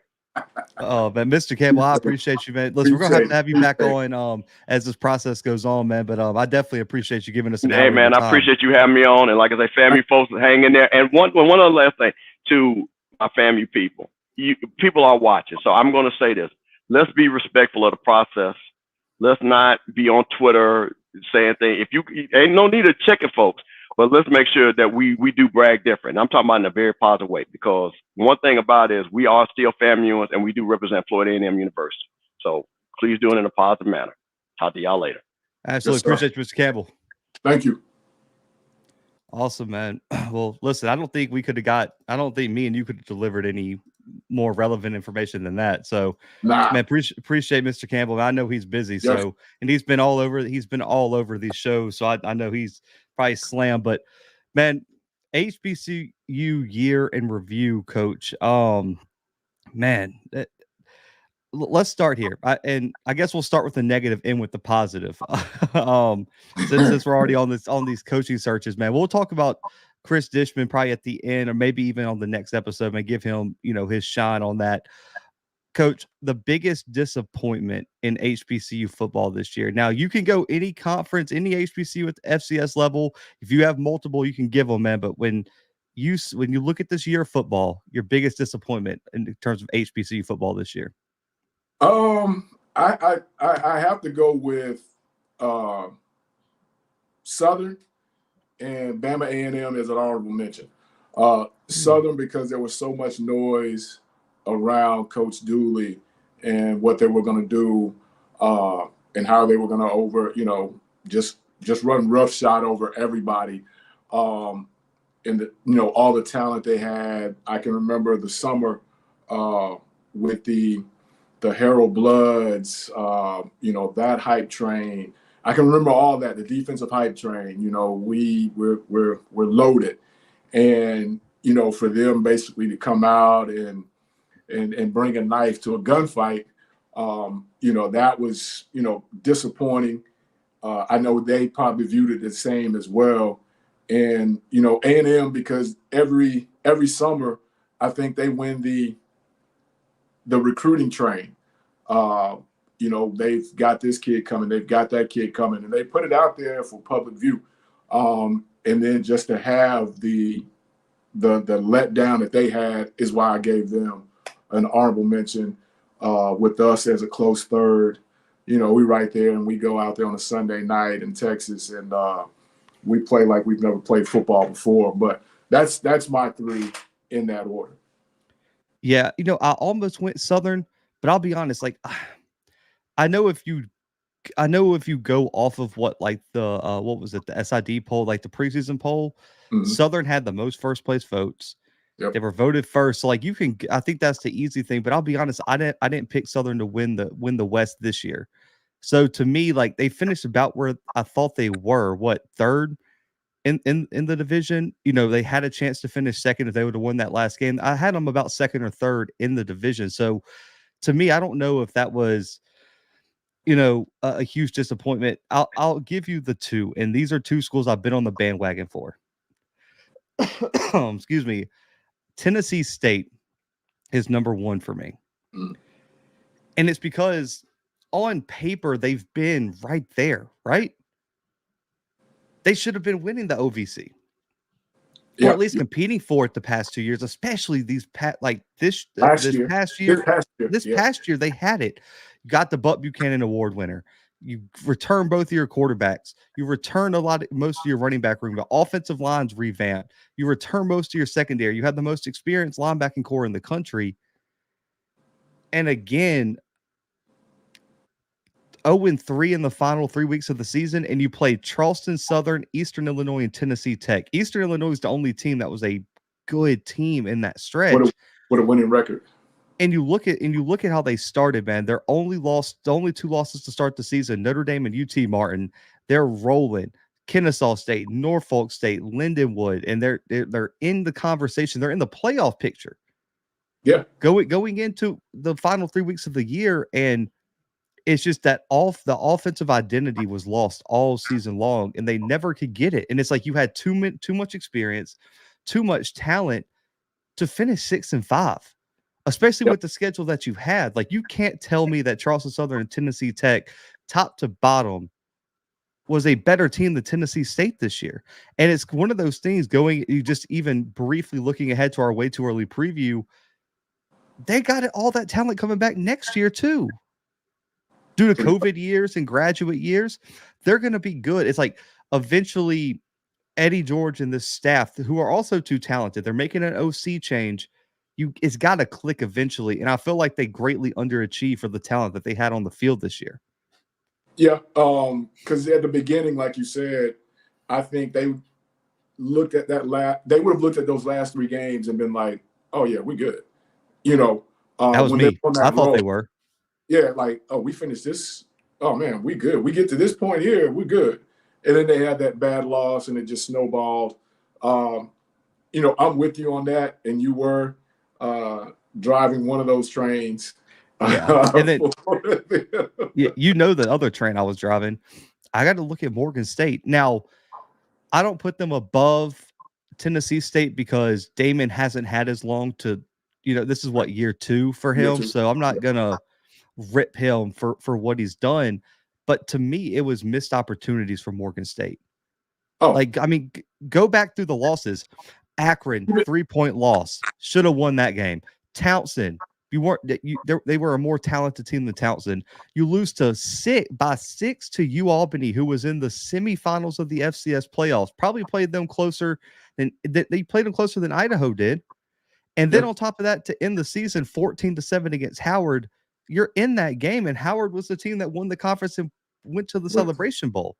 You look at Morgan State, and it was a good season for year 2 because it kind of sets you up going into year 3, which is really where you want to be, year 3, competing for conference titles. But there were too many missed opportunities this year, in my opinion, especially with the defense they had. If you could have given me C+ offense, you win the MEAC. Not even C+. I'd say just, straight up C-, because your defense is keeping teams under 13 points a game, something like that. The Akron game, you got that and the check. If you can just score 6 points, you have an opportunity. I didn't think about them in a sense because, like you said, it's still early in that process or whatever. But offensively, they are probably the biggest disappointment / surprise of the year, I think. And the thing with them too is I don't even think their defensive statistics or performance was as good as it could have been, because how many bad situations were they put in, and how long do they have to be on the field? If they had a decent offense, can you imagine that defense if they got to be fresh and not have to play a million snaps every game? Yeah. If your offense could have put together 3 first downs and punted, a lot of those games that they lost, they probably win. But you're going 3 and out, 3 and out, 3 and out fast, and you're putting that defense out there, man, and they're still pitching shutouts and playing hard. Imagine if you get 2 first downs. Imagine if you get 3 first downs. Imagine if you go on a 10-play, 80-yard drive, and they come out there and they're fresh. So yeah, definitely on that deal, definitely. I guess my honorable mention would be Grambling. I probably put them above Southern, just because I think Southern had the Dooley question mark, like the huge quarterback question mark. But Hugh said in the offseason, all he needed was a quarterback. You got the quarterback and did what with him? Now, for the first few weeks of the season, he was a damn Walter Payton candidate. Was probably was headed to New York in the Heisman conversation. Dude, Crawley was balling, and you go and hire one of the better young OCs in the game in Tony Hall, and then you take play calling away from him. And you're trending up, and right before you get to the peak, you pull it. What was the point of it? Like, I need to understand the rationale behind that, because really and truly, the way Crawley was playing, that division should have been yours. And I know people were saying their defense wasn't very good. A lot of the SWAC offenses weren't good enough to take advantage of it. Their defense was getting exposed and out of conference, but how many offenses in the SWAC were good enough who were on their schedule? Because they didn't play FAM, they didn't play Jackson. How many offenses on their schedule were good enough to take advantage of it? Alcorn was, because I forgot how many points y'all put up on them. 25. And yeah, so you guys probably had it. I think maybe Texas Southern, if they're running the football efficiently and they would have stayed healthy. But Alabama A&M. Maybe, but they depending on the they quarterback. stumbled upon that. They didn't have that in the game plan early. They got lucky and said, you know what? Let's just stay with this. I mean, the defense was bad. I'll give you guys that. But the way the offense was playing, they were able to overcome it. But once you saw the offense go down, the defense was already bad, but now they're on the field longer. That's what they're having magnified. Yes. Yep. You're right. You're right. So because you're winning games 35-28. They had a shootout with who was that, Prairie View or whatever. Yeah. But you won that with your offense, so to speak. So to change that, I mean, I'd love to get a conversation with him and just kind of see if that was really what happened, how that came about, because the whole rule is if it's broke, if it's not broke, don't fix it. Don't fix it. And I don't understand, because right when you got to like conference play is when you did it. It's like, wow, you're coming off a huge Prairie View win, and right before Alcorn, you're going to change it. Thank you. Yeah, I mean, I appreciate it for my guy, Coach Fred, but I just don't understand that. Coach, looking just overall the conference, and I mean, obviously FAMU and Howard were the two best teams. Were there any teams that surprised you this year? What was your biggest surprise across all of HBCU football? Howard. I won't use the obvious choice, us, but Howard, and I think the way that they dismantled Central and was able to continue on to the Celebration Bowl. I know they were co-champs the year before and all of that, so it wasn't like they just came from the bottom. But I think that game, and then them being able to hold on to the momentum, they were my surprise team in a good way there. I go with them. I think it's so tough because Howard's probably one of them, just because I thought Morgan was going to take that next step, and maybe I was a year too early on them. I think Central, we kind of knew what they were going to be, pretty good, probably a championship team. I mean, they went to the playoffs, so we'll give them that. They probably had that one hiccup against Howard, so I don't mind the Howard pick. I got to say, I'm a little bit, I don't, it's not because I didn't think they were going to be good, but Alabama State, I think, deserves a bit of a shout out, because, Coach, when they lost that D2 game, I thought it was over. Yeah. I thought E-Rob was gone. I thought they were going to have to tear that thing apart, because I was like, if they can't beat a D2 team, they're about to get waxed in conference play, because FAMU, Jackson, I mean, you guys were on the schedule. I was like, oh, God. I was like, this is going to get ugly quick. Yeah. And it just never happened. And then they got real hot there. And what they finished the season up until the last week, which is another conversation. They won what, like 6 or 7 straight games? Yep. I mean, they were rolling. 6-game roll. Yeah. 6-game. Damon was kind of like the X factor for that turnaround, started getting the ball to Keyshawn a bit, and we knew their defense was going to be good. We knew Bubba was good for 150 in terms of tackles, and then the defensive line, even with some new faces, stepped up in a big way. Mikey Victor came into his own as the number 1 corner. And I agree, Serve. They really lost some of the games that they lost because of the quarterback situation. Yeah, because they couldn't settle.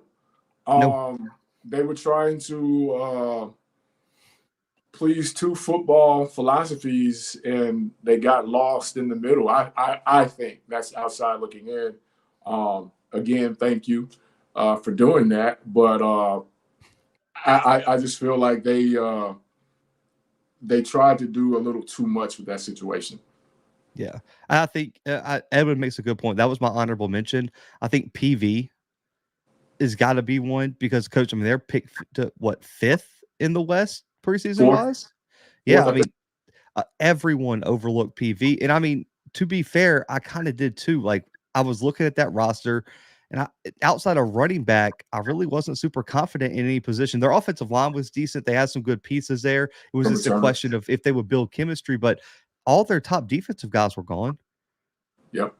And so I wasn't sure, but I mean, listen, they were 6-6, and there were the reason I put them as an honorable mention is you can't lose to Houston Christian by 30, and there were some questionable, games, but to be fair, regardless of how you feel of the game, and, Coach, you got to say this, to go win in Lorman and that be the X factor that early in the season, you got to give Bubba some credit, man, because PV, regardless if you feel like they're that good or not, they're there.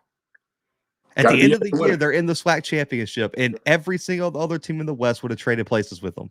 Got to be in it to win it, and they were in it. So that's all I can say on that. You're right. I got to give those some props. But Coach, let's get this out of the way. HBCU Defensive Player of the Year. You can go with two. We know who the number one is going to be if we're including all HBCUs, because we got the Buck Buchanan Award winner. So I guess who is your number two outside? Because listen, Terrell Allen, Tennessee State, obviously HBCU Defensive Player of the Year. He was the FCS Defensive Player of the Year, almost 30 tackles for loss, over 15 sacks. The kid was electric, coming back for another year. But Coach, who was 1B to Terrell Allen? He was a freaking monster. Staying with the team you were just talking about, Bubba Adams. I think, putting back-to-back seasons with triple-digit tackles was very impressive. He just continued to show up week after week. I really feel like you take that kid out of that defense, it's a different spot. That defense is a little different from the guys up front. So, I give that to him, but I had Terrell as the guy. His numbers are undeniable. Yeah. For me, it really kind of came down to two names for me for HBCU Player of the Year or Defensive Player of the Year. It came down to Bubba, who I think would be my pick. But man, right there behind him, Kenny Gallup for Howard had an outrageous year. One of the highest graded safeties in the country, over 70 tackles, 3 picks. Was an FCS All-American for us. I think those are the two guys I would look at if you're picking one from the MEAC and the SWAC. I think Eric Hunter is probably right there on the fringe for me, linebacker from Morgan State. But to me, I think after Terrell Allen, it goes Bubba, then Kenny Gallup. In my opinion, Coach, Offensive Player of the Year for HBCU football might be a little bit harder, but I think there might be a consensus here. I'll let you give your pick. Aaron Allen. The things that Aaron, overcame to get to where, he was, to put us on his shoulders after not being the starter, to go with over 3,500 yards of total offense, just being in total control. I just think when you're talking about Player of the Year, and I think we've had this debate before, MVP, if you take him away from us in that situation with Tyler being down, I don't know if we go on the run that we go on. And I don't know if we finish, tied for first in the West without his play. I think he was the Player of the Year for that situation because, like you said, you take him away, I don't know where we are in that situation.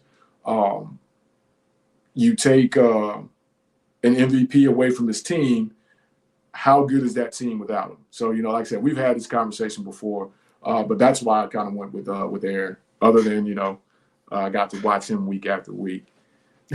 Hey, I like it. We as my guy Josh for HBCU Nightly says, man, we can't we got to ride with our biases sometimes, man. That's Coach's guide. I don't blame him. I would say this. Edwin put it in the chat. I think that would have been a good topic for us to do.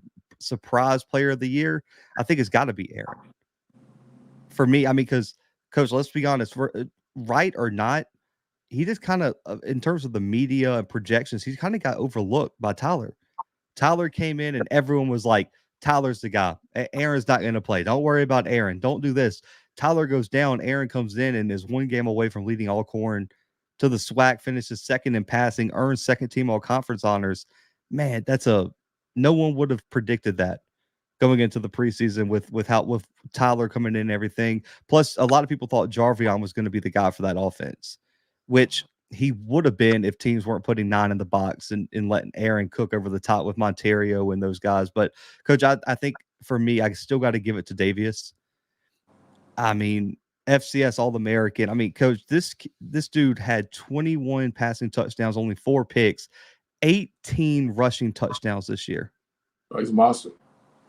Crazy. Over 600 yards rushing. I think he was one of the better dual threat guys of the year. And like you said, I think he was so valuable to Central because their defense wasn't dominant and they didn't have elite weapons around him. Now, Mookie's a problem at running back, and I think they had some good young wide receivers, maybe a little bit unproven, but he was the guy. And I think Walker could be good next year. We'll see what he's like as a starting quarterback in Leone's system. But if Richard isn't on that team, I don't think that team goes and competes for a Celebration Bowl, and definitely isn't up 21-7 in the FCS playoffs on the road against Richmond before Davius gets hurt. Yeah. And that's a perfect example of why I think he's MVP. Look at what happened when he's not 100%. Yeah. Central went from can they go beat Albany next week to, man, that team didn't belong in the playoffs. That fell apart just quickly. like that. Just like that. So I think that would be my my pick on that one. Coach, Casey Hawthorne for me. Yeah, did work. He did, and I will have to say, offensive line of the year. This is just for me. I think I'm still gonna have to give it to Howard. Yeah, they just didn't show up. I think. Well, I shouldn't say they didn't show up. They didn't show up in the Celebration Bowl, or no? Okay, one side did. They didn't show up because I don't want to take away from what FAM had up front, but I just don't think they were ready for that matchup. Not done. And I think done for me. Now I know I don't like. Okay, tangent. I don't like how they do newcomer of the year, because to me, if you weren't like a featured player the previous year, I still think you should qualify. Like, if no one knew who you were coming into the year, I think you should qualify for newcomer. And like, I understand Dunn had a big, what was it? I think it was the Florida Classic was his only game. He really, he played significant snaps in, and he had a good game. But dude, that kid is special for FAMU. I mean, if he sticks at FAMU, finishes out his career, that's a guy who I think could hear his name called in the NFL draft. He has that type of intangibles, that type of skill set. That kid's super, super special. And I think the Howard offensive line, they played well on one side. I just don't think Dankwa hit. If your scouting report of Dankwa is he doesn't handle speed well, you cannot build someone a worse matchup for Dankwa than what Anthony Dunn brings. Especially without any help. No. And they couldn't help him. I mean, really, truly, because Gentle Hunt was eating up double teams on the inside. So, even at that, though, when you go back and look, they didn't send a chip. They didn't try to widen that edge, and maybe that's all things that's not in their, in their playbook. But I'm with you on that. Yeah. You got to decide where you're going to slide that thing to. So yeah, I'm with you. All right. So I do this every year, Coach. It's the first year you've had to do it with me, man. So I'm just going to apologize for your Twitter mentions. And I always make sure to put the disclaimer. This is a way too early preview of next season. Coach, we'll start with the MEAC. Is there, give me your early favorite in terms of teams, and then just give me like your preseason. Let's just say, give me one player you're looking forward to make a run at one of the player of the years. I don't want to say both because listen, transfer portal hasn't closed and who freaking knows, but just gut feeling like, is there one player you think is going to make a run for one of those player of the years? Well, again, getting into the recruiting thing of it, but just, I'm really interested because I've heard a lot of things about the next guy up at Central. Yep, Walker.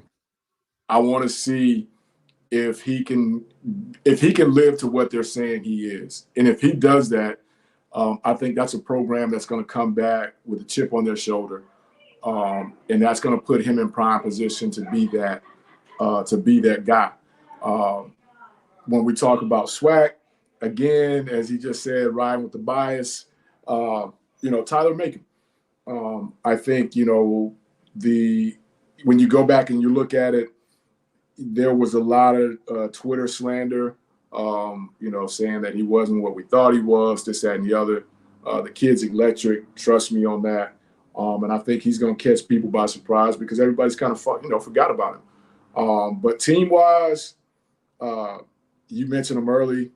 I think if Morgan can get 12 points a game, I think they challenge for that MEAC side. And then I'm going to go with us from the West and Bama State from the East. And then we'll fight it out from there. I like that. I think one of the players to watch, I think Elijah Williams from Morgan. He was the FCS All-American last year, didn't quite make it this year, but a force on the interior. So I think Elijah Williams is a player I'm looking for to make a run. I think Morgan's my team in the MEAC. Now, if Central's quarterback, Walker Harris, is who they say he is, I would not be surprised to see Trey Oliver back in Atlanta. If he is who he says he is, or not him, but the fans and the coaches I've talked to, they're going to be a problem. Because I mean, from what I'm hearing, and this is no disrespect to Davius, because he's more of a dual threat guy, has a big arm. I heard Walker has a arm on him and can spin it. The question mark for me is, did some of the younger weapons on the outside develop enough to be elite targets for them? Because I think we saw in the Celebration Bowl, it flashed a bit with the weapons. I think you saw early in the game against Richmond, some of those receivers could flash as deep threats. And I wonder, this is what I was told, Coach, and you know him personally. You've coached against him and Matt Leone. They said if you could build a quarterback that was perfect for Leone's system, it's Walker Harris. Yeah, and that's why I say it's going to be interesting to see. And then, they got some things they got to replace up front. But if he is remotely close to what they say he is, they're going to be a tough out again, and they'll be right back there challenging. Yeah, and I think the biggest question mark for me in the MEAC, just real quick, Chennis Berry is South Carolina State. Now, we've seen the spectrum in HBCU football where first-year head coaches can be way up here, compete shockingly, or it takes a second and they're going to be, mid-level, maybe even lower. He brought a lot of guys from Benedict, coaches and players. Are they going to be ready to come in and compete for the MEAC day one? To me, that's the biggest storyline I'm looking forward to in the MEAC is Chennis Berry, South Carolina State. Because we talked about the pressure he's going to be under. That guy is in an office above him as the AD now. If stuff doesn't go right, everyone's going to be knocking on that door saying, "Man, are you sure you want to stay in this office?" Every day. That's a huge storyline to follow. So I think that's where I'm at with the MEAC. Now, SWAC, I think the East is so tough because for the purpose of this conversation, because of the FAMU question mark, I'm gonna remove them from the conversation right now because we just talked about if they don't hire the right coach. If they lose 30 plus players to the portal, we're having a whole different conversation. It's a whole nother show. Yeah, I don't know, but removing FAMU, I think it's a Jackson Alabama State race in the East, man. I really do, and this is no disrespect to Maynard because listen, they have talent on the roster. It's just for 3 years now since Akil Glass has left, they can't put it on the field. There's like this disconnect with we're going to have talent on paper. We're going to have the most FBS transfers. We're going to have 4, 5 stars, 3 stars, but we're not going to win the games we need to compete. And I think right now, Alabama State, top to bottom, is probably a better team, in my opinion, than A&M, which is why I give them the edge. And let's be honest, I mean, Jackson year 1 and TC 7-4. Coach, we had a SWAC preview. I would have signed up for that. Year 1, first time head coach with all the players they had to replace. 7-4 was solid. No, and was in the mix, and they were in the mix. And they return a quarterback. Yeah. Not many teams this year return a starting quarterback. And that is so big, man. That is so big. Yep. That's so big. And I understand. Listen, because it does frustrate me because I already know because the Jackson fans are going to love it. But there's going to be some other fans from other schools that aren't going to like me saying it. And they're going to be like, well, what about, how Jacobian played against Alcorn State? Alcorn had a really good defense last year, guys. Like, that was that kid's first start against a good team? Because he started against Valley, UAPB, and who was it Texas Southern? Yes. And Texas Southern was a good team. I don't think their record reflects how talented they were. But that was truly the first big test for Jacoby, and I think he's going to be fine. I think in terms of returning quarterbacks, that's where I kind of give Alabama State Jackson the edge is you return Jacoby, and also Irv Mulligan comes back for them, which is a huge addition. I don't know how in the hell he has eligibility left, but he does. And then Alabama State, Alabama State, you get Andrew Body, who, regardless of how you feel about him, is a massive upgrade at quarterback from what they initially had, especially with Damon transferring.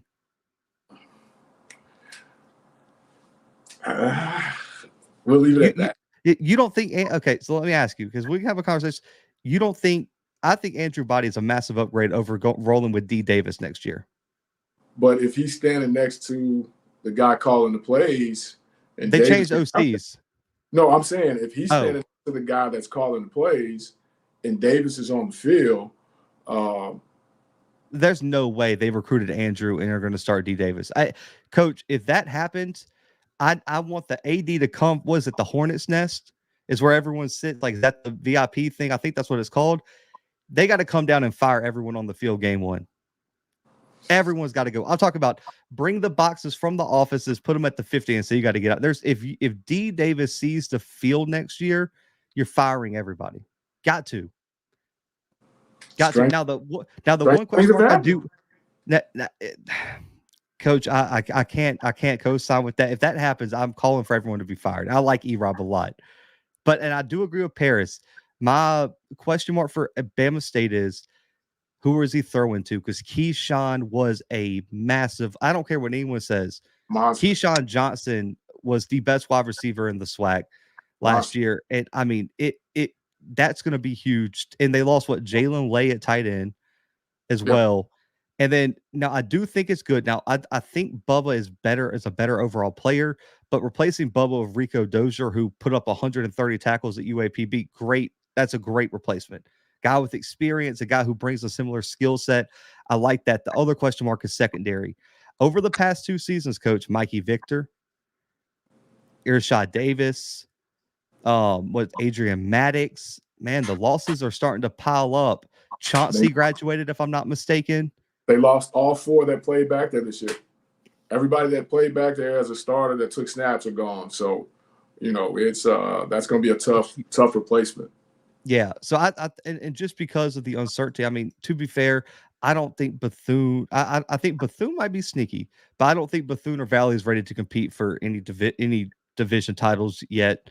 So that's why I think it's a Bama State Jackson race. Now, depending on who FAMU hires, and now listen, Bubba has eligibility, but if I'm not mistaken, he's already accepted an invite to the Legacy Bowl.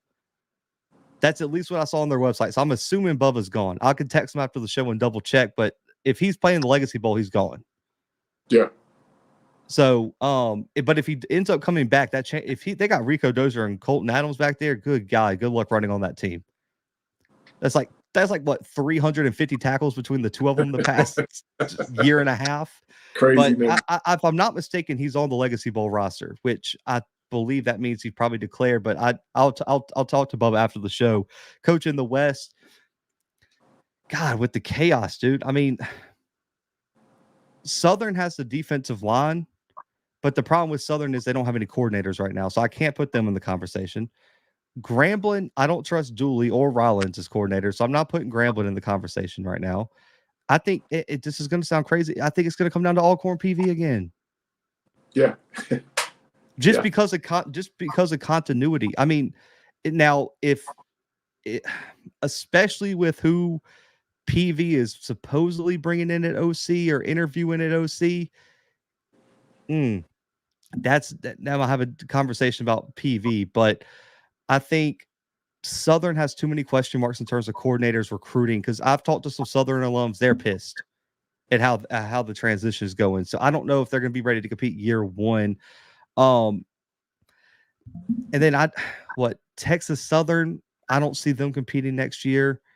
I don't see UAPB being ready.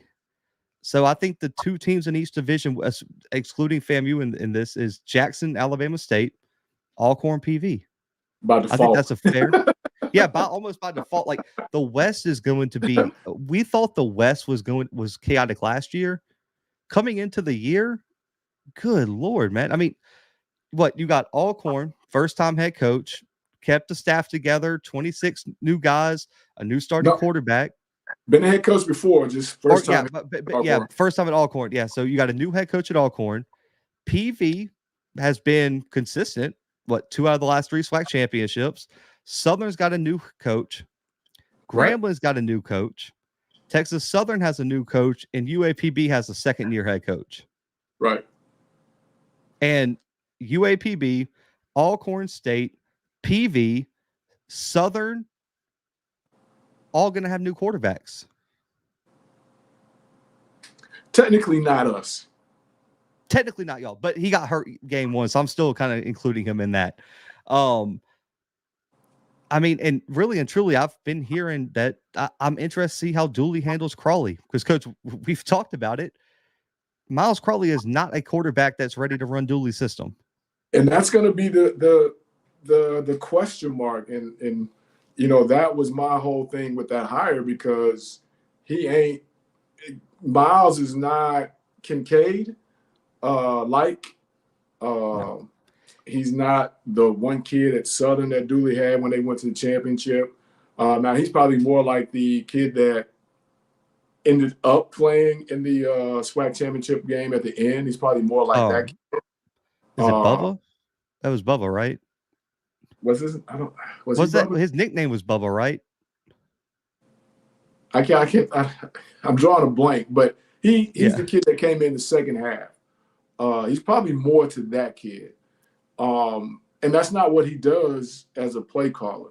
So when all that kind of came about, I was like, okay, this is going to be an interesting little mix to watch the rest of the way, going into spring, and, you know, just kind of seeing how it kind of plays out. And, you know, it's a whole nother show, but that was just a weird hire to me, man. Yeah. I mean, okay, so D-Lob said that UAPB, the kids started for part of the year, Hagan, so he should be back. So maybe they'll have like a part-time starter. And I think Adrian said the kid who started for Southern in the Classic so he started one game last year. It's the former Graham quarterback. Yeah. Okay, I remember him. Yeah, so I still kind of listen, guys. If they didn't start for the whole season or at least half the season, I still feel like that's a new start, a kind of a little bit of a new start. I would say you got to at least start 3 games. That's kind of where I'm going to draw the line there. So, and then even in the East, I mean, Jacobian started 4 games toward the end. Andrew's a new quarterback at Bama State, but he has the most experience. FAMU is going to have a brand new quarterback. A&M, who knows? I don't even know. I know Quincy Casey's at West Georgia. If I don't know if the other kid has eligibility. Yeah, I think he was a senior or something like that, right? Yeah, so A&M's probably gonna have a new quarterback. Bethune-Cookman, that kid comes back, but okay, so we'll see about that. And then Valley will have the freshman kid that started in the second half of the year, Ty, because somehow Harold Blood wound up at Missouri. It's a whole nother show. Yeah, about that. So, man, the SWAC's going to be chaos. I think the MEAC, I think there's 2 kind of obvious ones, depending on how Howard replaces their quarterback. And then Morgan, like, that's going to be so competitive, but the SWAC is just pure chaos. I mean, would it surprise you, Coach? I mean, I know you guys want to win the West, but I mean, outside of like a UAPB, a Valley, or Bethune winning the division, would any team surprise you if they went on to win it? Not really. Not at this moment. Outside of the teams you just called, A&M would be one that would really be surprising to me, just because of the lack of a better way to put it, the chaos toward the end of the season. You know, they would be really surprising to me on that side. Then on our side, Texas Southern, and I know they've beaten us, but that would be a really surprising with what's happened there since November. So yeah, that would be really surprising if those 2 teams were even challenging for it. Yeah, I mean, and I think for Player of the Year, if Bubba comes back, obvious pick. Maybe. Hell, I don't know if they'll give it to him. But obvious pick in terms of a guy who's going to make a run at it. I think Malachi Bailey and Anthony Dunn. Because we know Malachi's coming back. I don't know if Dunn's going to stay depending on the coaching hire. But if he comes back, he's another one. I look for defensive. But I think offensive coach, I mean, especially in terms of preseason, because Mako didn't play. Jacobian didn't play enough. We just talked about all the new quarterbacks. What? Irv Mulligan? Probably the one with the most numbers. I mean, because we know it's numbers based. I mean, obviously, and it's a quarterback award, but maybe Miles Crawley. There's no, I mean, but the way that he finished, I mean, you can't possibly. Well, I shouldn't say that because we thought that it was no way that Bubba wouldn't be preseason, and he wasn't preseason. So hell, I didn't think there was any way Bubba won't be postseason. That part too. I mean, really and truly. I mean, so can't say that. Kate, yeah, Grambling hired Mickey Joseph a while ago. Yeah. Yeah, so Mickey Joseph is the head guy at Grambling State. Yeah, that one didn't last long. That was one of the coaching searches that that didn't take forever. I mean, Coach, looking at HBCU football, as I think there's only been one schedule out. A&M dropped their schedule officially yesterday. 2 D2 teams, whole nother conversation. In terms of that, back-to-back 2, by the way. Going into next year, is there a team that across all, let me say this. Let's go to I forgot to mention Tennessee State and Hampton and A&T. Can any 3 of those compete for their conference or a playoff bid next year? Let's wrap up the way too early preview there, and we'll get to our last topic. Tennessee State, you want to say that because, like you said, man, the way they got out of there, you want to say that. And being that it's way too early, I guess we can say that. But, A&T, they've got a long way to go. From what they showed this past year. And I just don't know if the other team's deep enough to make a run in their conference. So yeah, I'll leave it at that. I think NCAT's got a long way to go. I'm gonna say no to NCAT. I'm just gonna put that out there. I was more maybe I shouldn't have included them in the list, Hampton or Tennessee State, maybe, but Tennessee State probably the one. I will say Hampton, the one thing that does help them is Delaware is not going to be eligible for any postseason because of their transition. They're moving on. Yeah. They're moving on. So that kind of helps them a little bit. I think Hampton took a big step forward this year. If they could just get some, I think when you watched Hampton play out of conference, they look bigger in the offensive line, bigger at the line of scrimmage. If they could get some consistent quarterback play, that team's there. They ran the ball really well. I thought they performed well in the line of scrimmage. I feel like they're slowly building to compete. Maybe not for a national championship. I'm not putting them up in the Dakotas yet or in the Big Sky, but would it surprise you if they finish 4th, 5th in the CAA next year? No, that's what I say. If they can get deep enough quality depth, I think they can, make one of those UAlbany type runs within the conference. Not saying the playoffs, but within the conference. Definitely within the conference. Yeah. Tennessee State should. And Coach, I mean, you heard me. I told Brandon Fisher that when we talked to him at the Natty, I was like, man, I've been on the bandwagon, man. I need y'all to come through for me. Like I picked y'all to win. I get to the playoffs 2 straight years, man. I need to finally look like I know what I'm looking at because on film, man, they have it. Like Jalen Bell's coming back at D tackle. You got the Buck Buchanan Award winner coming back. Your linebacking core is mostly intact. Your secondary, you're so confident about. Returning Draylon Ellis again. New offensive coordinator. You've got wide receivers coming back. Running back, you had a freshman All-American. Can you score points? What is missing? Like because they'll go games where they don't score.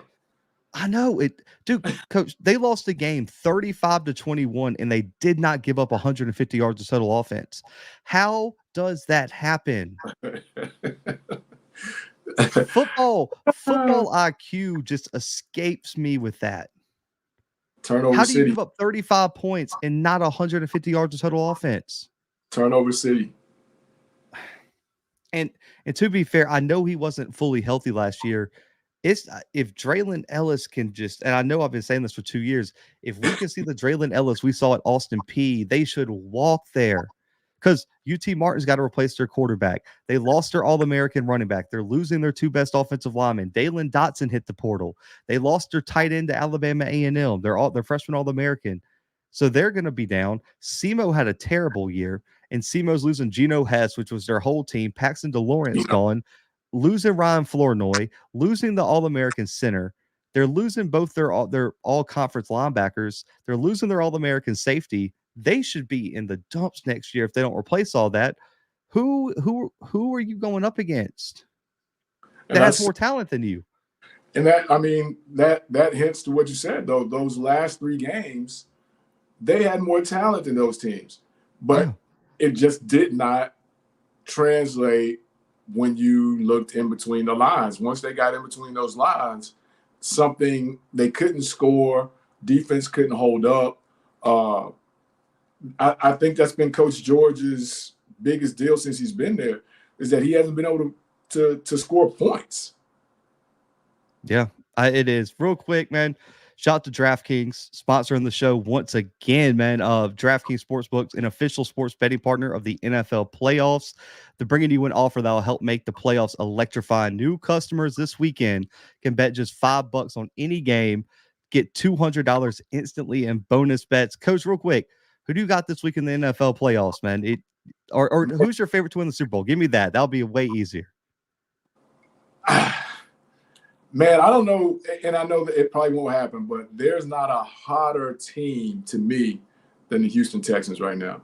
CJ Stroud playing out of his mind. Out of his mind. The receiver, number 12, what's his name? Collins. Playing out of his freaking mind. But I just don't know, being away from, home, if they'll be able to pull that off. The good teams in the AFC play outside in very cold climates. So I don't think that's going to work. But, there's not a hotter team, man. But I think if it's going to be a year, this is Buffalo's chance. KC's down, so Buffalo, the AFC. And as much as it pains me to say this because I can't stand them, but if Baker Mayfield that showed up Monday continues to show up, the Bucs have a really good defense, man. And Mike Evans didn't have a good game there, so I expect his game versus the Lions for him to explode.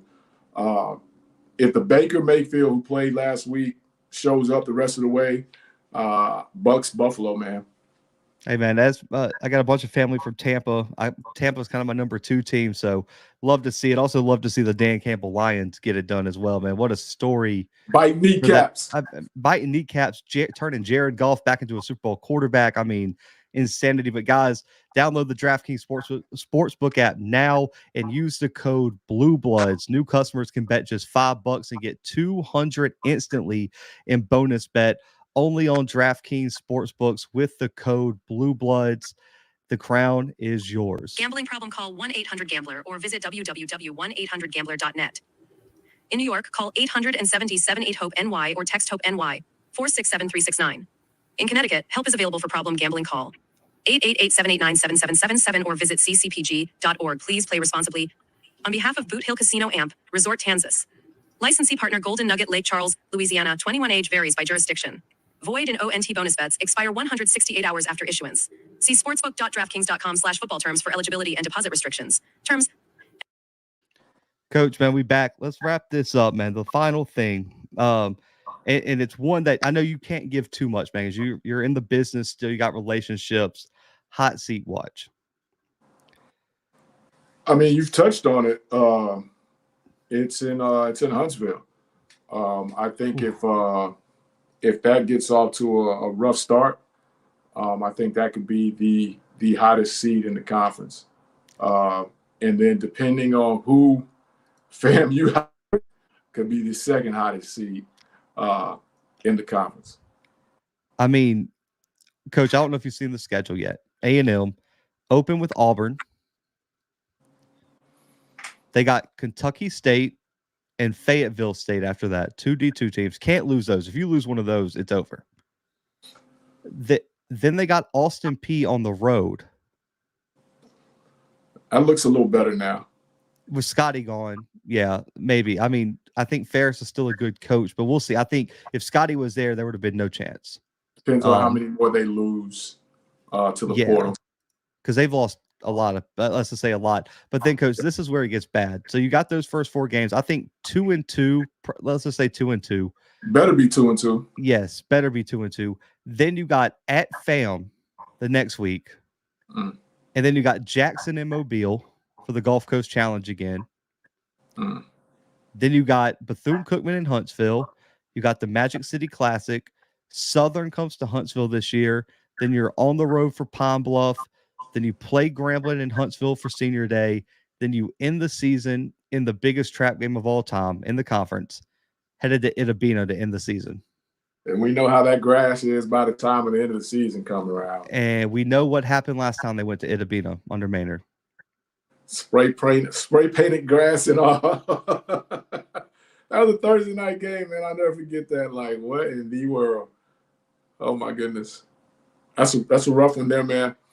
You gotta finish in the top half with that schedule. Yeah. The worst case scenario is even if you don't beat Austin Peay, you're sitting at 2-2. If you're sitting at 2-4 going into Bethune-Cookman, the pressure is going to be unbearable. And then even if you beat Bethune, you're 3-4. If you're 3-5 after the Magic City 3 straight losses to Alabama State, you might as well just pack it up. Yeah, it's done. Because I mean, Southern at home is a winnable game, but I still give Southern the advantage right now. Pine Bluff, you struggled last year at home with them. That's on the road. I still give them the advantage there. Grambling's not going to be an easy game in Huntsville. And then we know the Valley game on the road is always tough, especially late in the season. I mean, is there a I think if I'm doing like a checklist on what Maynard has to do to keep his job, I want to ask you, but I think Magic City Classic's on the checklist. You got to win that game. Is there a win number in your opinion? Or do you think it's who you beat and who you lose to more so than a specific number? You can't lose that Classic. I don't care if that's your only loss. I think that's going to be a tough one because it's 3 in a row. That's going to be tough. But I really have the feeling that it's got to be, you're challenging for the East. Like, you can't finish no worse than 3rd. To me. Yeah. I mean, they get the bye week before Alabama State, but if I'm not mistaken, their bye week's usually always before the Classic. I think both teams always have their I mean, one, the frustrating thing for me, and I know people don't care. I guess it's just like a me thing. The NCAA finally is like, yeah, everyone can play 12 games. And you said, yeah, let me go get another D2 school. The excuse originally was, Coach, man, we only got 11 games. We gotta, we gotta do this. We got to get a home game. It's like now you get 12 and you just another one. I think we added one. We couldn't get SFA again, which I'm happy with. Like, I'm good with that. I'm good with that one. And then I was really actively trying to drum something up with Idaho. But they said they have their schedule filled out through 27 or something like that. Yeah. So I think a lot of teams with the extra game went quick and went and got that game. So I think we got Edwin Waters is ours. But they were. I'm dressing it up now. They were pretty good in their conference. They challenged for the conference championship last year. But yeah, you can't be playing 2 and 3 of those. It's not going to help you. It's not going to help. I mean, and Coach, I feel like I'm just like beating a dead horse when I say this. It hurts the conference. Yeah. It hurts everybody. If you lose one of those. Oh God, yeah. And last year there was a time where they had a losing record. And we were an extra point away conference wise from keeping that losing record versus D2 schools. If Miles hits that extra point versus UAPB. Oh God. I don't get it. I mean, because listen, and I haven't given this team much credit for scheduling on the show. Southern went and scheduled 2 tough, not tough, my bad. I'm not giving them that much credit. McNeese isn't tough, but at least McNeese is an FCS school. They went, if I'm not mistaken, Southern plays McNeese and Nichols this year. And Nichols just won the Southland last year. Let's not forget that. Well, yeah, it was a playoff team. We got McNeese. So if I'm not mistaken, Southern plays both of those teams. They might have another D2. And like I've said, I understand the one D2. Like if you have to get a home game, I understand. It's just like why an FBS, a Power 5 school schedules an FCS school. You got to get that home game and you pay for it. I get it. One's fine. I've backed off of that. One's I'm not fine. paying two of you to come. Yeah, two I'm schools. not paying two of y'all to come here. And I agree, Emmett. If I see anyone with Lincoln of California on the schedule, I'm done. I can't. What are we doing? I still don't even know if that's a real school. I really don't. Bishop Sycamore is what you calling? Yeah, the Bishop Sycamore of FCS scheduling is Lincoln of California. And the funny part is, Coach, I know I'm going to regret it because it's just my luck. They're going to jump to FCS somehow eventually and just be a freaking powerhouse because of all the money they're getting from. They played, if I'm not mistaken, they had 8 road games last year. Yeah, I think they played 8 games and all of them were away. Yeah, the one that I'll be very upset with and watch we somehow schedule them is, Virginia of Lynchburg, man. If we need to leave that one alone. Oh man, I don't know. It's I guess it's fine. But Coach, any final thoughts, man? Oh man, again, just want to say thank you, Mr. Campbell, man. That was a great deal. Great insight. Sorry for dragging it on, but these next couple of days will be very, very interesting. Very interesting. Yeah, and listen, it's not going to be me because I'm not going live for it because I'm a football guy. I like to listen, but I'm not streaming a BOT meeting or anything like that. That Scotty, someone else will probably be streaming that. I know Mr. Campbell and all the FAM alums will get the link out there, but don't come look at my channel. They'll be somewhere else in the YouTube or HBCU podcast sphere, whatever you want to call it. But man, yeah, so stay tuned. Listen, big announcement later this week. Just stay tuned for that on social media. Me and Coach will have more coaches join us on the Coaches Corner next week, and might be a new show in the network coming up, man. We'll just tease that. We'll let y'all know when we got more details on that. But guys, hit the like button, subscribe. Appreciate y'all, man. 2-hour for all season live show. Still getting in the content. Appreciate y'all tuning in. But for Coach Fred, myself, the Bluebloods FCS Football Central, man, we out of here for right now.